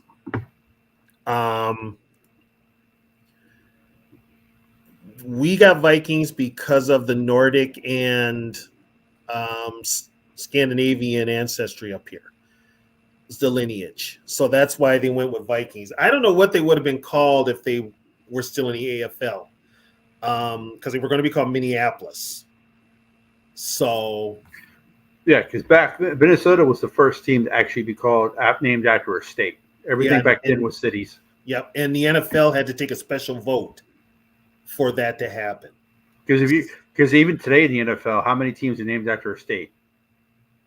I mean, the Jets and Giants. Just Arizona. But they play in New Jersey. Just Arizona. Sarah, they should not be the Cleveland Keeblers. Wow. Yeah. God. For some reason, the Jets and Giants they call them. I mean, they call themselves New York, right? But they don't play in the state or the city. because they don't play in as well. MetLife Stadium's just outside of New York. It's just across the harbor. Right, but still. You know, But well, at the time when they were founded, though, they actually did play. they both. I mean, the Giants played at Yankee Stadium. Jets played at Shea Stadium. Yeah. You know, but then I think when George Steinbrenner took full control of the Yankees, I think he just wanted it to be a baseball stadium. And there was a time where the Giants played in Connecticut. They played at the Yale Bowl. They played in New Haven. They didn't have a home till, and New Jersey, when they built the stadium there, it was cheap land. It was toxic land. It was swamp land. It was radioactive land. There's probably some gangsters buried there. It was cheap. Yeah, the rumor was Hoffa's in one of the end zones. So then they moved there. Well, then when the Jets fell apart with their stadium because they wanted a new stadium in New York, they just moved across the river to East Rutherford. Yeah. So it's. But there is renewed.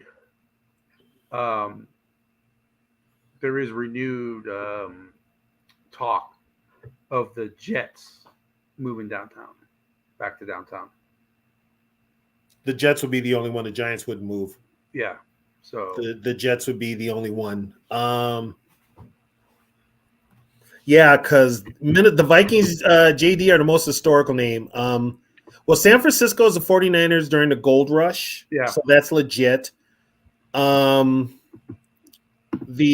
Cowboys, it is Dallas.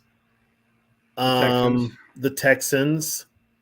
Only because, and they come out and said this, only because Bud Adams took the Houston Oilers name with him.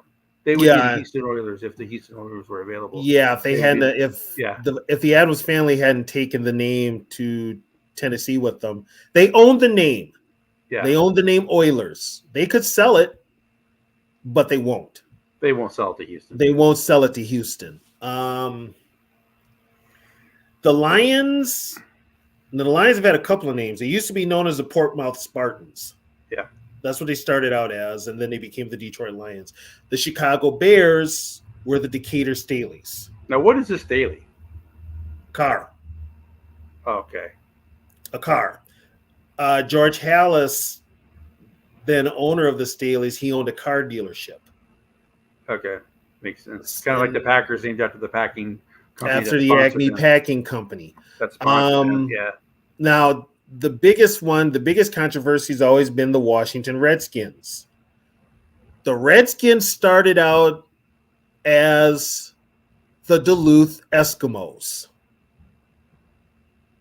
They were the Duluth Eskimos, and then that was Ernie Nevers' team. Well, then they left Duluth, Minnesota, and I believe they ended up in Boston. When they got to Boston, they changed the name to Redskins. The reason the name was Redskins, it was named after one of the football players who was Native American, Joe Guyon. And as an honor to him, they named the team the Redskins. And by the way, their logo was done by a Native American tribe. It was done by a Blackfeet tribe.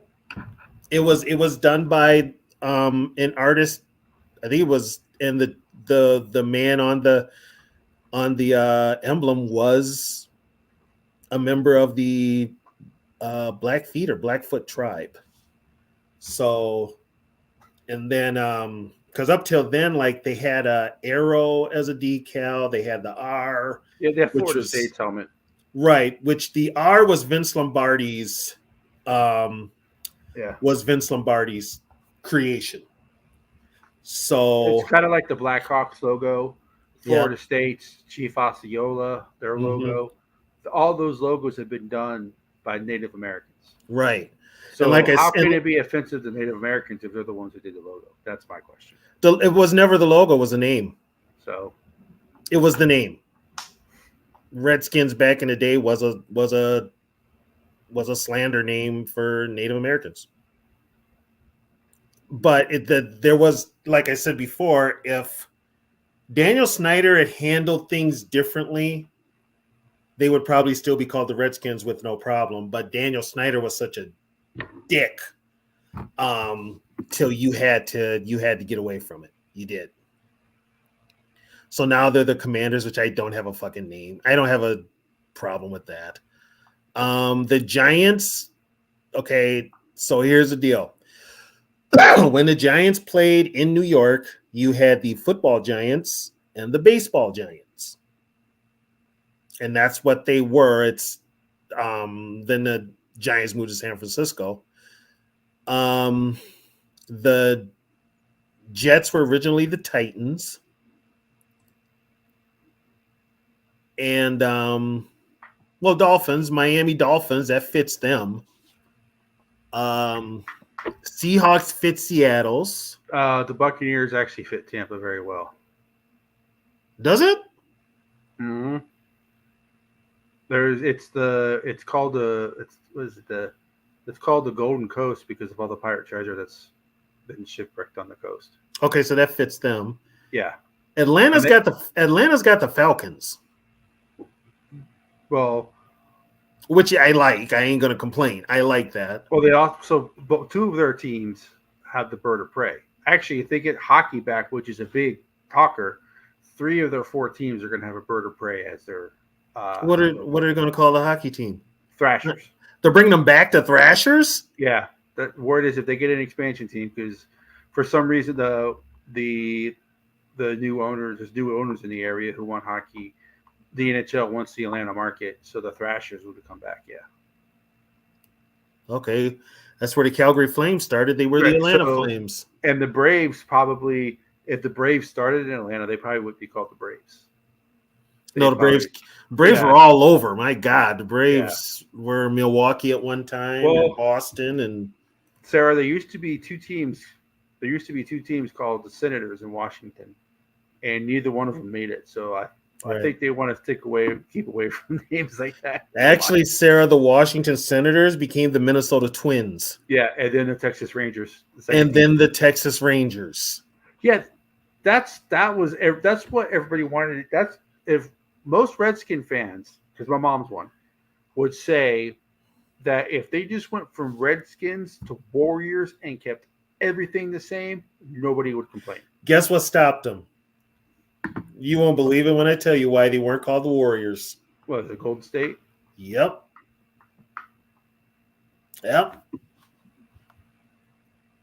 Yeah, lobbyist sounds good. Yeah. Washington Hypocrites is even better. Yeah. But yeah, I mean, so you with teams and what sticks with their names. Boston Braves, a team Babe Ruth ended his career with. Yeah, and then you've got now the Colts were originally the original Dallas Texans. That would be awesome, George. That'll be the name of the next Florida team. Swamp Monsters. Well, I mean, Yogi's the coach of player personnel for the Harbor Monsters. That's a cool name. Yeah, that's a cool name.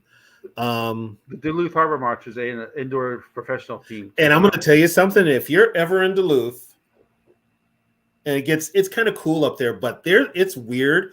It gets a weird mist off of Lake Superior at night. It's actually kind of scary. It's cool as hell, but it's actually kind of scary. So I like the name. I like the name. You know what? That name sounds better than what the name of the Minnesota AFL team is. The Myth. Yeah, the Myth. I like the Myth colors though. The black, red, and silver. Is it black and red or black and orange? I thought it was. From what I saw, it looked like it was black, red, and silver.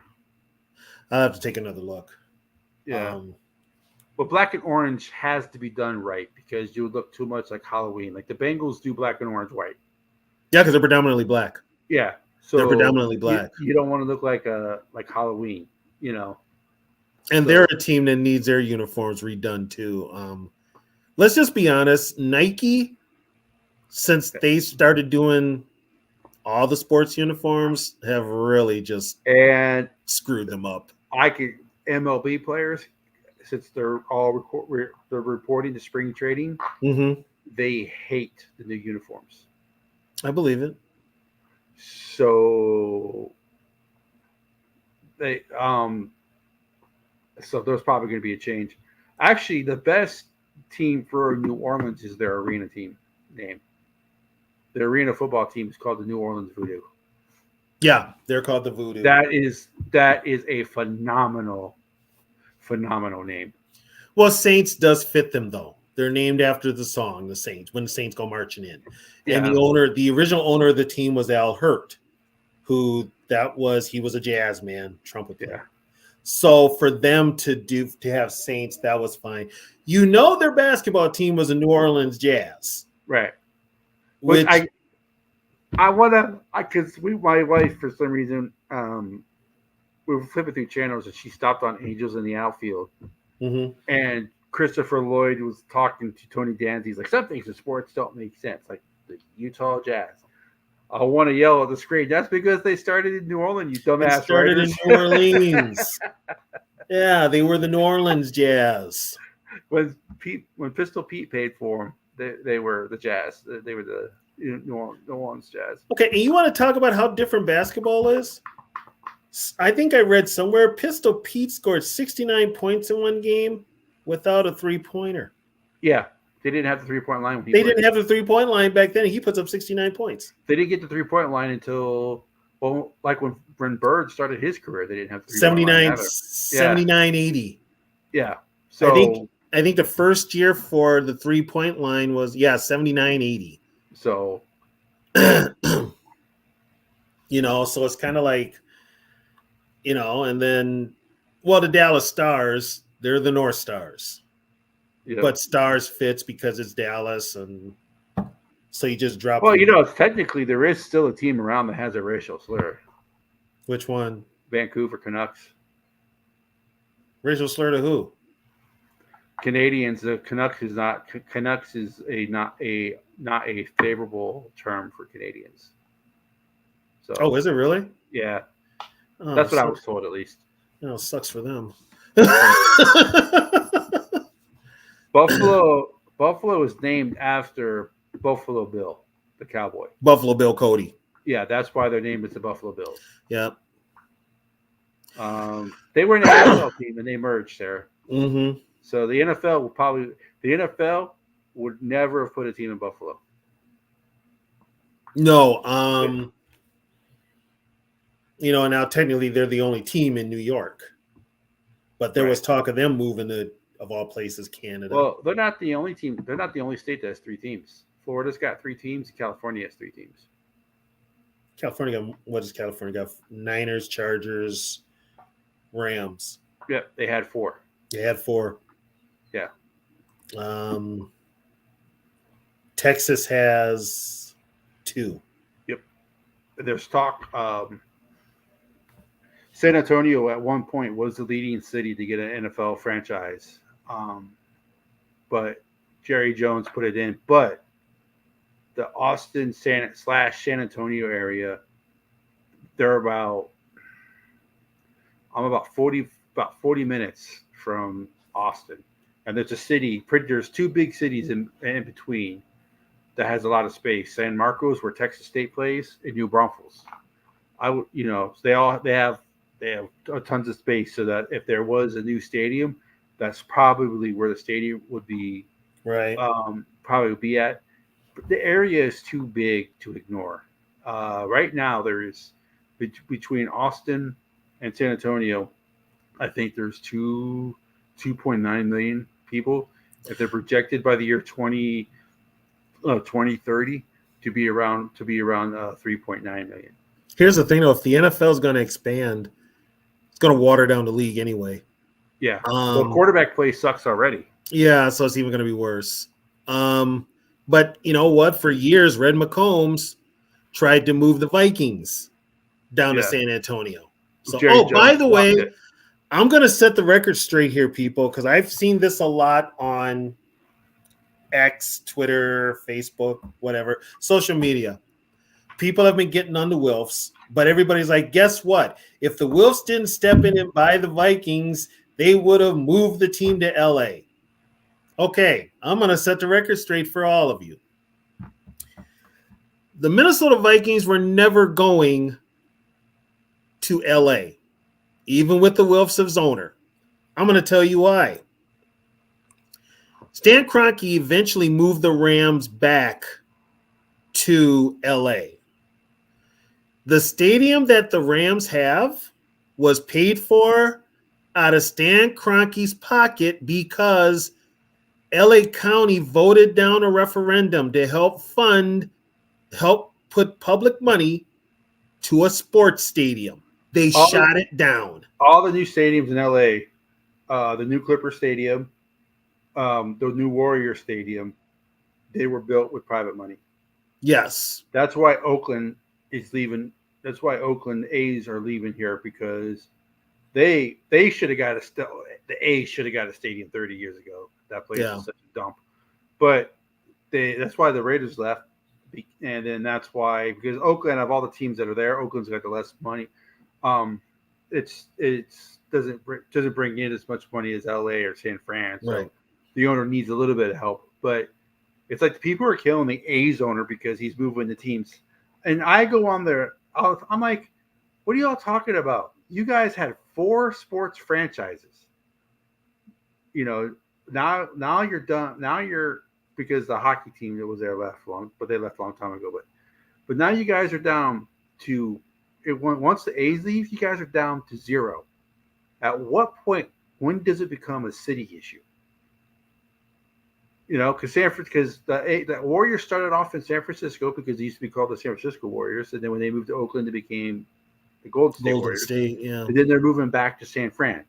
All right. Well, we know Oakland's a nomad team. They, Oakland to LA, then back to Oakland. Now they're in Vegas. And the A's have been the only team that, once they've gotten to Oakland, has not left. And you would think, they've been there for so long that Oakland A's be more your team than any of the other two. And you still are, you have a program that you're willing to work with, but that was after the A's. Once the A's said they're leaving to Las Vegas, then once they signed the paperwork to go to Las Vegas, that's when Oakland came back. Oh yeah, we could work something out. Well, I mean, at what point does it become I mean, look at the Vikings. With all the people who hate, private money for a stadium, private money for a $1 billion owner, stuff like that. Well, they got 2 stadiums done. Because why? Because they realize, yes, you are giving billionaire money to help build a stadium, but what does that stadium bring to the city? I mean, how much money does the Vikings bring the area around there? The Twins, the Timberwolves. When the Timberwolves are good, the Wild, NFL teams, professional sports teams bring more to a community than they don't. You have all the charity work and stuff that all the professional players do, the stuff they do. And so, also up here we already screwed Minnesota. The Twin Cities screwed up with the North Stars because when when Norm Green owned that team. Now let's set the record straight. Norm Green had a couple of sexual harassment suits here in the Twin Cities. He had like 2 or 3. And so when he moved his team out of here, I want a stadium, I want an arena, I want an arena, I want an arena. Well, what happened the one they played in was crappy. Met Center? It was another arena. Right. It was starting to fall apart though. Well, yeah, but they got their money's worth. I mean, I saw so many concerts there; it's not even funny. But he wanted a brand new arena just for him. So they called his bluff, and guess what? He moved him. And by the way, Steve, it did not work. No. You know who's trying Moneyball now? The NFL. Yeah. You know what team is trying Moneyball right now? The Minnesota Vikings. You know why? The owner, the guy that we have as CEO, did the same thing with the Toronto Blue Jays. And who ended the A's streak that year? Huh? So who knocked the A's out of the playoffs that year? I don't know who. Twins. That was the last series that the Twins won before this last year. Oh God, So that was years ago. that was 2002. Jeez, no wonder I don't remember it. No wonder I don't remember it. I'm a huge Twins fan, in case you guys didn't know. So I know a lot about the Twins. But yeah, it's. But I mean, it's with the Vikings. Minnesota, the Vikings were never leaving because first of all, the Wilfs were never going to get that public money. They would have had to build that stadium out of their own pockets, and they ain't doing that. They did spend. I think if Red McCombs would have took the money up to where the Wolves took it, he would have got a stadium. But Red McCombs is a cheap son of a bitch. Yeah, it was also cheaper back then. Yeah. With every year, it went up. Yeah. The cost went up. And just for and see, here's the thing now. For the Wilfs to build a stadium in LA, Kroenke built that stadium out of his own money, his own pocket. And it was in the billions. I think he's the wealthiest owner. Right. He also owns, I forget which team he owns in the he owns the team that just won the championship in NBA. Yeah, Denver. The Denver. He owns the Denver. He also owns a European league too. He owns I'm not sure what European team he owns, but he does own a European soccer team. Yeah, because they want him gone. Just like when the Glazers bought Manchester United. Mm-hmm. They ran him for a couple of years and they got rid of him too. Yeah. Yeah. Now, and here's a kicker with the Wilfs. The Wilfs own a Major League Soccer team, but it's the Miami team. Yeah. Well, no, Orlando. Is it Orlando or is it Miami? No, it's Orlando. They moved then because they started in Miami. So,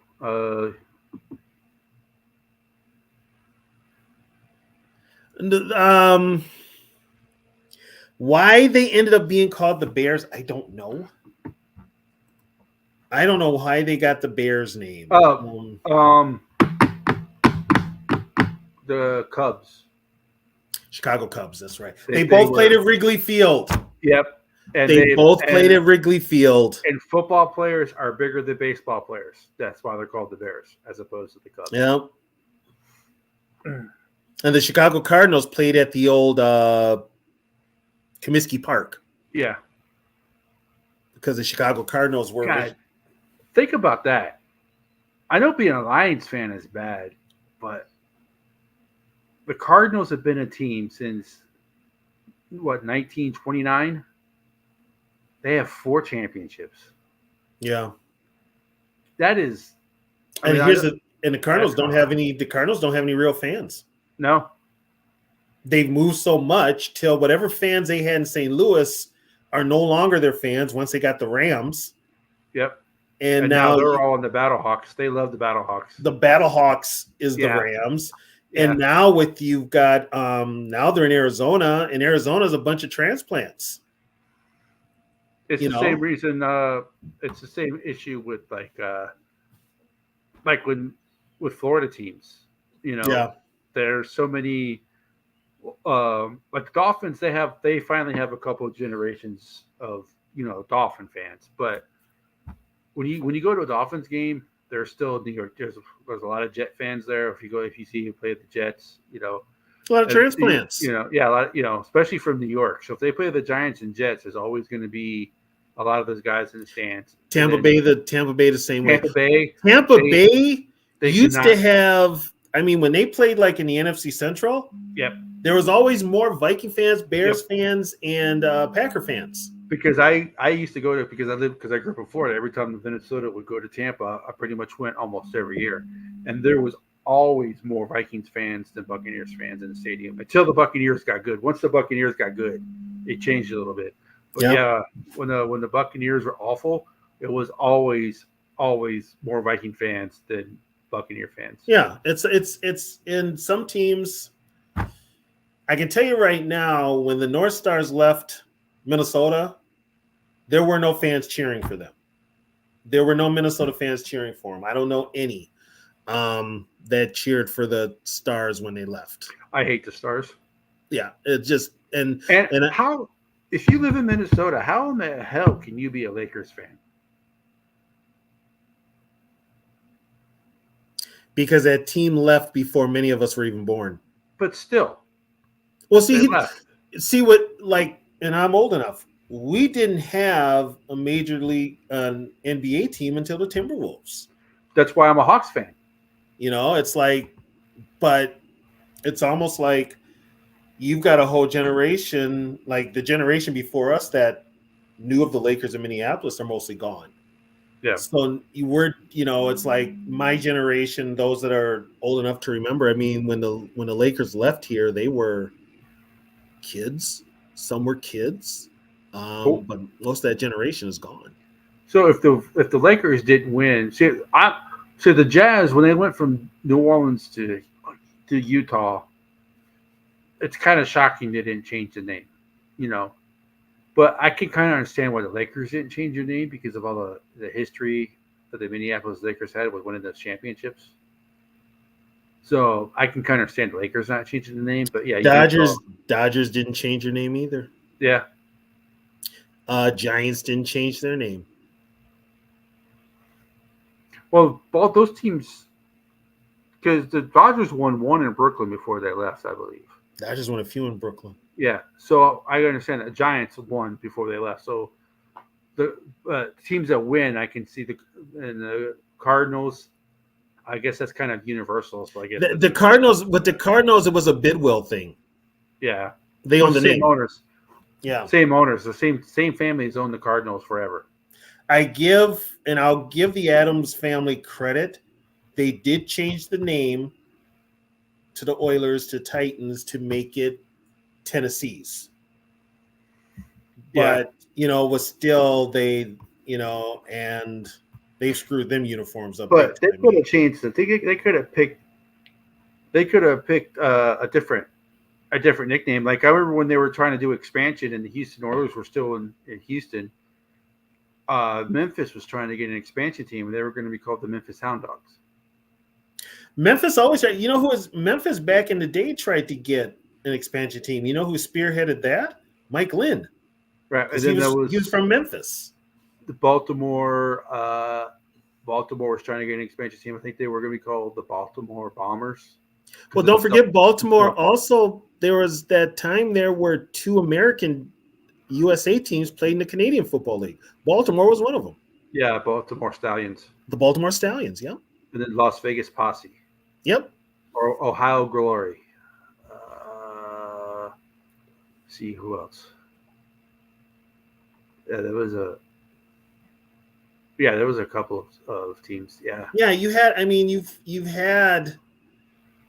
a lot of teams are based on history, and there's a lot of history if you know it with all the sports. Well, Sarah, the A's are the second oldest franchise in all professional sports. And they were actually at one time in Philadelphia.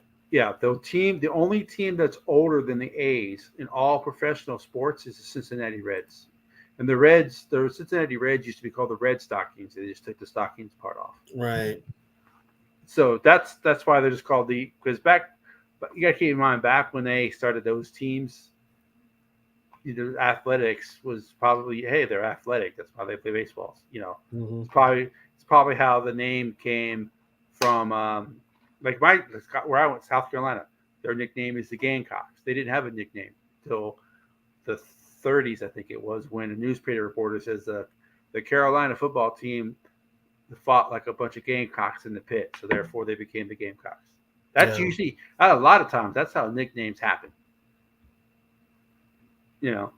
So back then the athletics, they're probably like, oh, these guys are athletic, so they're call themselves the Athletics. That's why they're the A's. But yeah. Well, Sarah's got another good one here. Why do they call Super Bowl world champs? Here's the deal with that. For years before there was the copyright laws and all that stuff, if you won the Super Bowl, you were considered the champions of American football. That's what you were considered. World champs is just something they put on there. World champions. You were the world champions of American football. Yeah, that's what it was. Because at first it was called the American football. It wasn't called the Super Bowl. It was called the AFL NFL championship. The AFL NFL championship of American football. Right. but then they would just be called world champs. And it got the name Super Bowl because one of the people when they were at an owners meeting and they were trying to figure out a name, and one of the guys' grandsons at the time back in the '60s. It was Lamar Hunt's daughter. She was playing with the Super Bowl. Yeah, they sold these hard rubber balls that when you would bounce it would go a million miles in the air. It was called the Super Ball. She was playing with the Super Bowl, and that's where he came up with Lamar Hunt came up with Super Bowl. Yeah. They officially named it the Super Bowl the next year because it was Super Bowl II. Yeah. And I think now baseball, because Major League Baseball has World Series champions, they kind of trademarked that. Well, the baseball they're called World Series champions. That's what I said, World Series champions. Yeah, so it's not. They don't play anybody. I mean, they do play a team outside the U.S. in Toronto, but that's not considered the world. No, but they are. But it's the World Series, so they're called World Series champions. The NFL now is called Super Bowl champions. NBA is NBA. Basketball champions of the world is what they call NBA. Yeah. NBA. Hockey is NHL. So it's all about what's the word I'm looking for? Marketing. Yeah. And it's all about copyrights. And when you trademark something, that's money. And if anybody uses it, you get paid. Every trophy's got its own name. And of course the Vince Lombardi, the Larry O'Brien Trophy in basketball, the Commissioner's Trophy in baseball, and then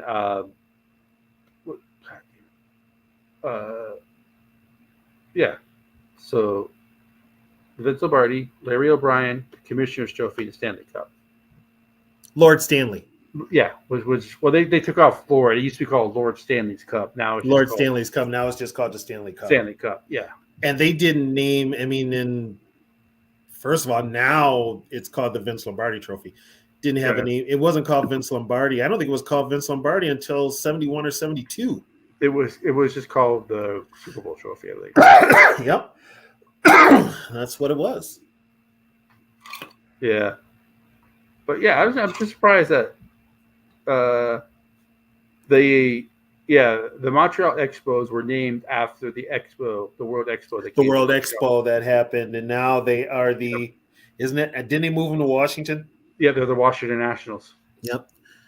And they may actually they are doing a $850 million remodel of Olympic Stadium. They want to bring the Expos back. Yeah. So right now, if the Rays can't get a stadium, they might go to Montreal. So the Expos will be in the American League. Well, they may. They may have to reshuffle, but Montreal would be in the American League because they're going to. Major League Baseball is expanded anyway, so they're going to reshuffle the divisions here pretty soon. I think the only one. They said the only division that's really not going to have any realignment when realignment happens is the Central. Okay. The AL Central, because all the teams are 90 minutes apart. Okay. By plane. Oh, yeah. Kansas City's the farthest one away, and that's 90 minutes away. Because Chicago, Cleveland, Minnesota, Detroit, they're all. It's all right by each other. Yeah.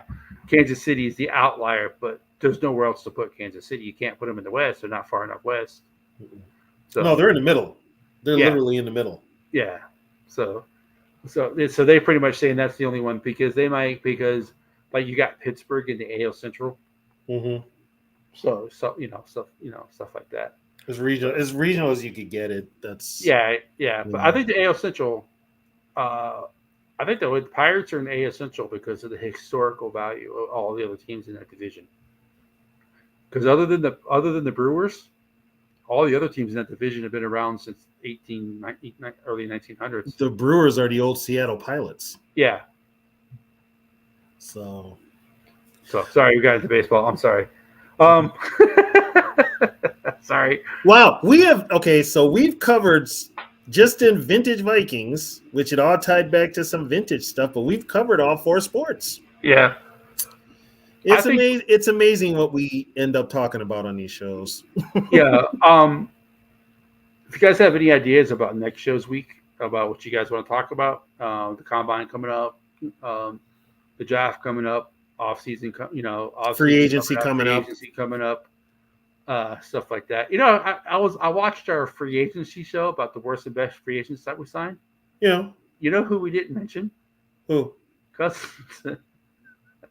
I did. I said he was the worst. Then let's see, there was somebody else too that we missed. No, I watched the show back and I didn't see. We didn't. I don't think we mentioned Cousins because he was technically still on the team. But he was still a free agent signing though. He was a free agent signing. Yeah, but he was one of the ones that I said was not a good one. Yeah. So it's. But yeah, we never mentioned Cousins because technically we'd like to forget it, but so yeah, everybody's got DH now, and everybody plays each other.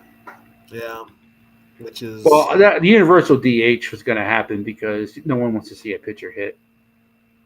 Some pitchers can jack though.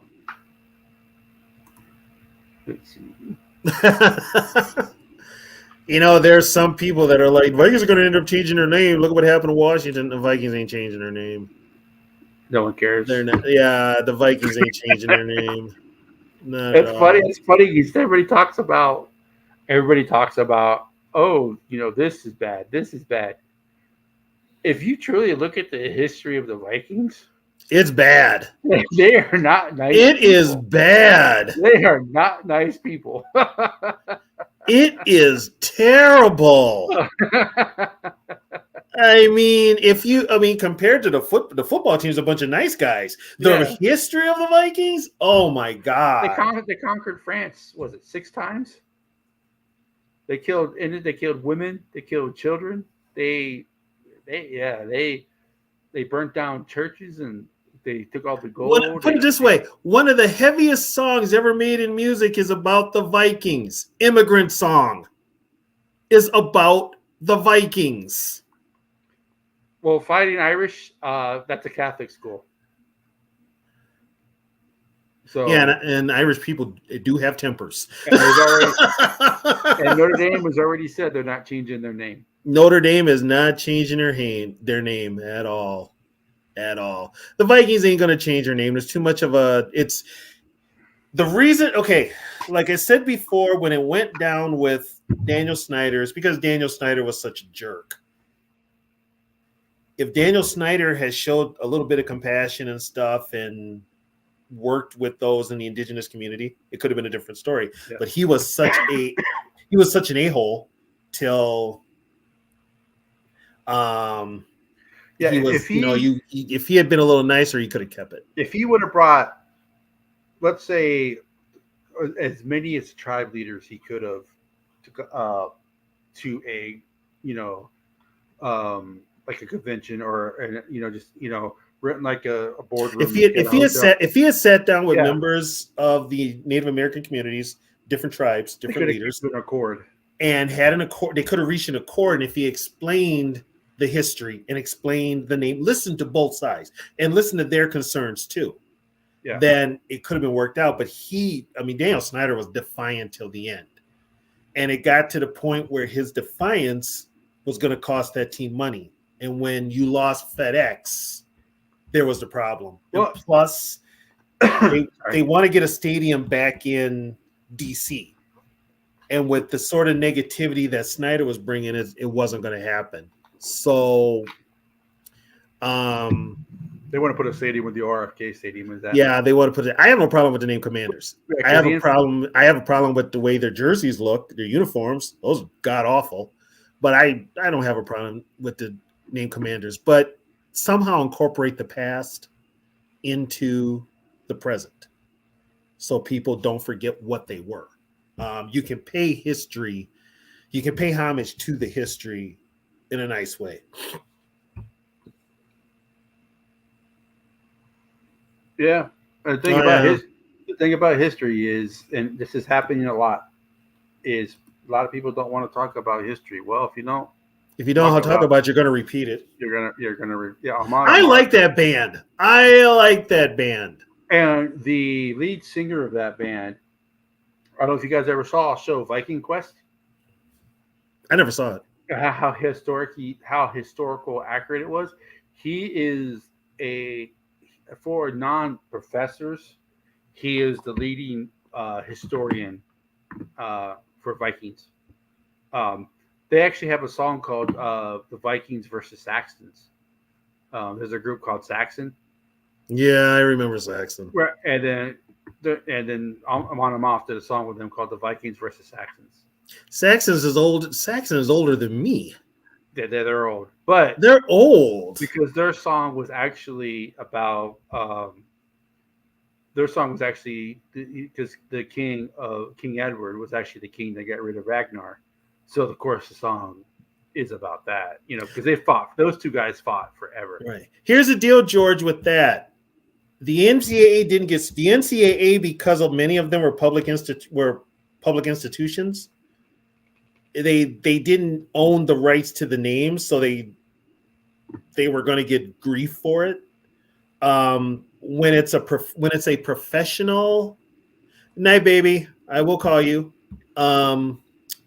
When it's different, when it's a professional team that's making money off of it, usually it's a corporation, which means they're different from a school or anything like that. That changes everything. When you're a business and you use the names, it's Jesus.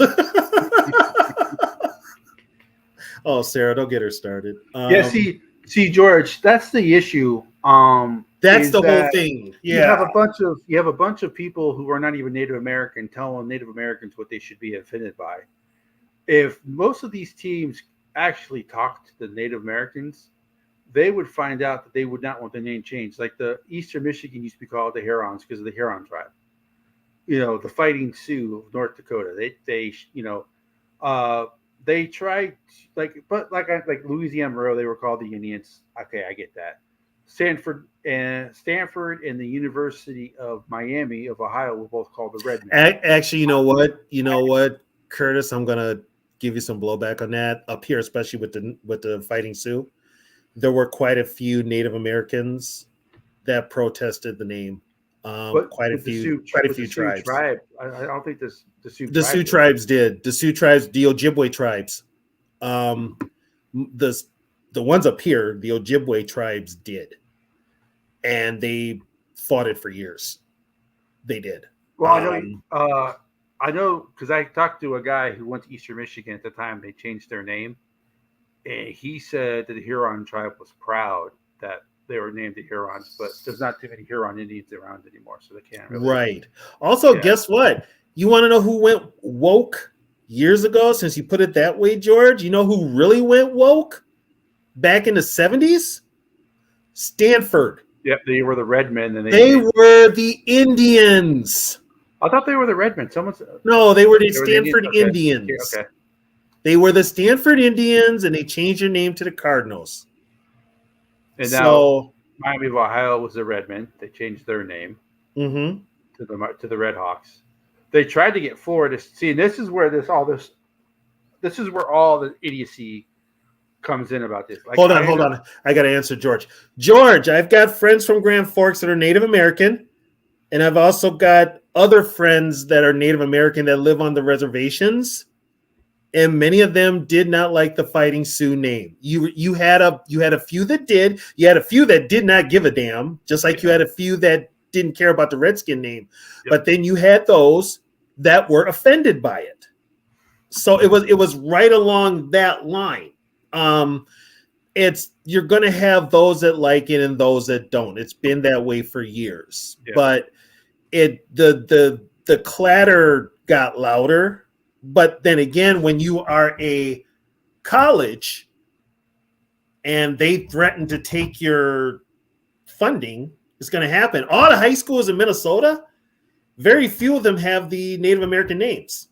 Very few of them are called Indians. I think there's one that still uses an Indian nickname, but most of them have changed.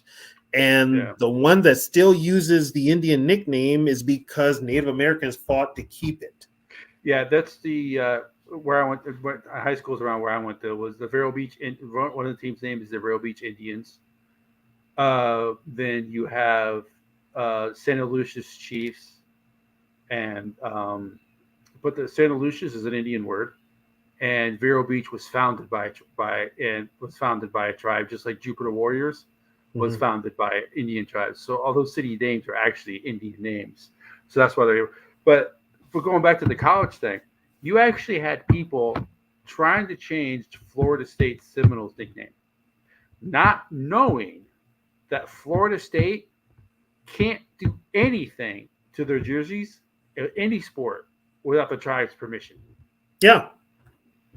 And that's where the Yeah, tribes are getting. I want to say something with the whole thing with the Redskins, because I believe being that the portrait of the Native American on the helmet was an actual tribe leader, I believe that tribe was getting a kickback or getting some money from it, and all the other there was some sort of financial gain from it. And when you got rid of that, there went the financial gain. yeah. So that, yes, Sarah, don't remind me. Our high school was named the Minutemen. But that was a financial gain. I know where Sarah's going with this. Sarah, you know why we were called the Minutemen is because our central was located on Lexington Avenue. And in American history, I think the Battle of Lexington, the charge was led by the Yeah, Minutemen. So that's where that's why they named us the it Minutemen. makes sense for UMass to be called the Minutemen, Yeah, well, we're high school. but I mean, We're high school. I mean, well, the other schools were named, one school was called the Scotsmen. One school was called the Governors. The school that was called the Indians changed their name to the Hawks. what is with that? Why is it when a team changes its name from Indians, they just go to the Hawks? It's a common name. Like the Louisiana Monroe, they changed their name from the Indians to the Warhawks. The Miami, Ohio, from the Redmen to the Redhawks. Yeah, it's I mean, they either go to Hawks or Animals. yeah. Well, the Canadian football team, the Edmonton Eskimos, they went from Eskimos to Elks. Yeah. I can understand them wanting to keep the double E. The double E works. It worked. But were are the Eskimos really, were the Inuit tribes really offended by that nickname? I don't know. Here's the thing. When it comes to a lot of the stuff with the Native American thing, yeah, I heard from Native Americans. But honestly, as a person of color, because I'm also not only Black, I'm also Native American, Erie, Iroquois, and Sioux, and I'm part Italian. But the only ones I've ever heard complaining about anything being racist and all that shit, honestly, is white folks. That's why I said. And I've heard it more from them than I've got white folks telling me what's racist. I'm like, okay. Yeah, you don't have the right to tell somebody else what it is when you're not that race. I'll let you know if it's racist if I knock your ass out. Then you'll know it's racist. Like you don't use race for anything, because I hear, because we talk and stuff offline and stuff like that. Yeah, when you do think something is racist, you do say it, like the Chief Wahoo logo. Yeah. So stuff like that. But yeah, I always find it funny how it's people who look like me telling you or telling a Native American, well, that name's offensive.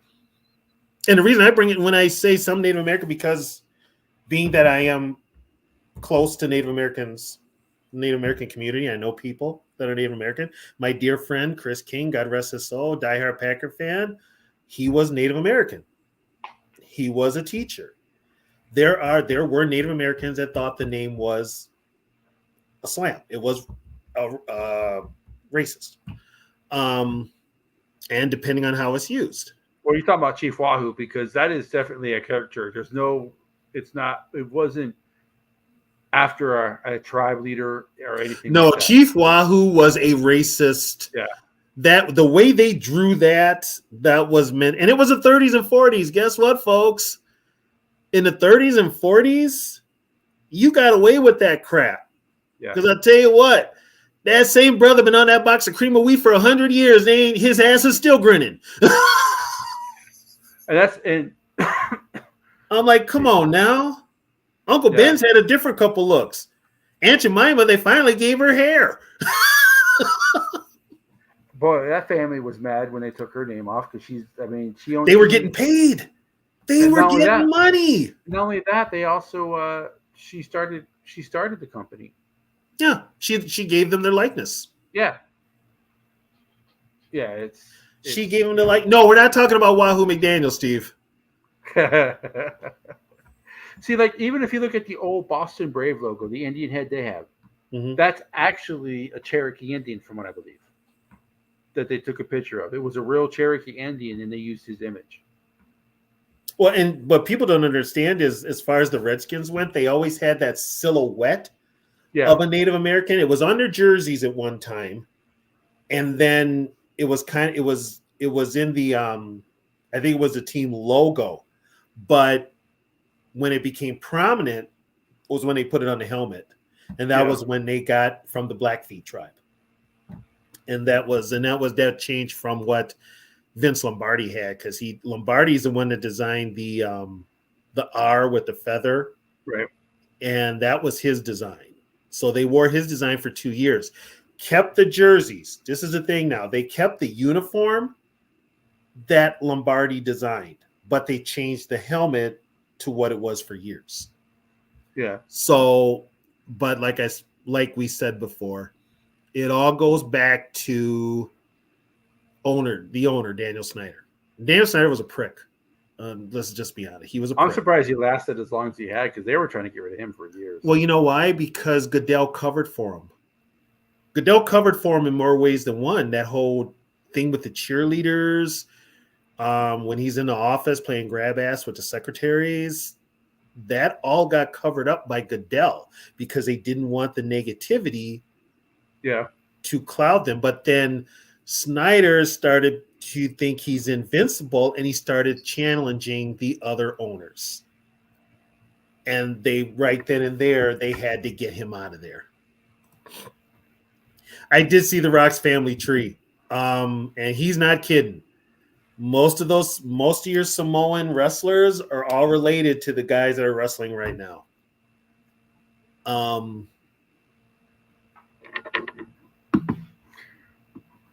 You know, it's Cody's got like his dad and his brothers, but Roman and The Rock, that is really the bloodline is really the wrestling family tree. That's, so. Are you sure it's not Dyke, Sarah?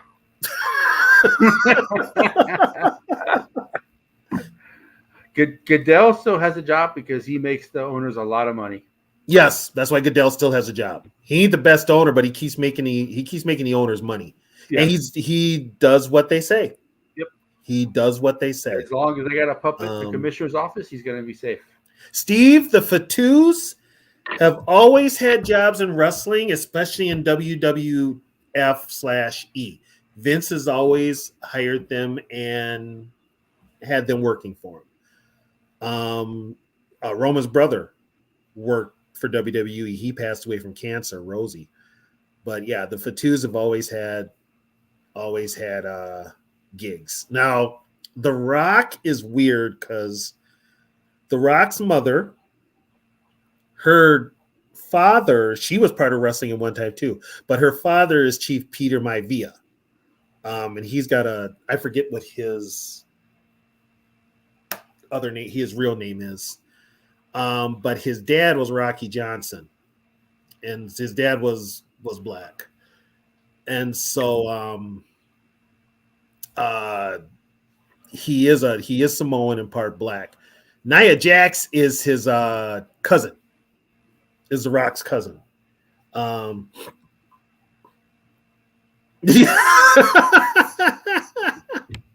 Oh God. But yeah, the Mayavillas and the Fatus and the Anois are predominant names, and there's, like I said, that family tree accurate as hell when it comes to pro wrestling. The Samoans have owned wrestling, especially the Fatu family, especially that side of the family. Yeah. So you know what? Thanks again, everybody, for listening to our talk about everything under the sun. Yeah. Actually, Sarah, Samoans have always had a presence in the NFL. Yep. They always have, and they've always been good. I mean, the Vikings had Al Noga was a beast. Yep. Back in the day. Ezra Unfortunately, Esra Tuaolo, we had Tanu Alapate as a linebacker. We've had some really good Samoan players. Moses Tupupu. Mosi Tutupu was with the Patriots. Yeah. Now here's a kicker: Roman Reigns was a Viking. Polamalu. And Troy Polamalu. Yeah. Roman Reigns was a Viking. Yep. They actually saved his life. They're the ones that discovered he had leukemia. He had cancer. So, Steve, and you're a wrestling guy. You know the story on Jimmy Snuka and how Vince helped that family big time. And I'll just put it this way for those that don't know. That's why my brother-in-law, who used to do WWE, understands why people hate Vince, but he's also said Vince has done a lot of good things as well. And I'll put it this way. Snuka got away with murder. Pretty much. Literally got away with murder.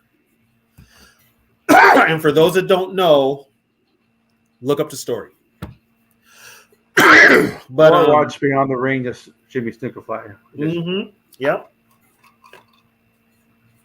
But once again, thanks everybody for tuning in. I don't know if we're going to do our this show Friday. I think we're doing it next Friday. So next Friday, it's just going to be open talk.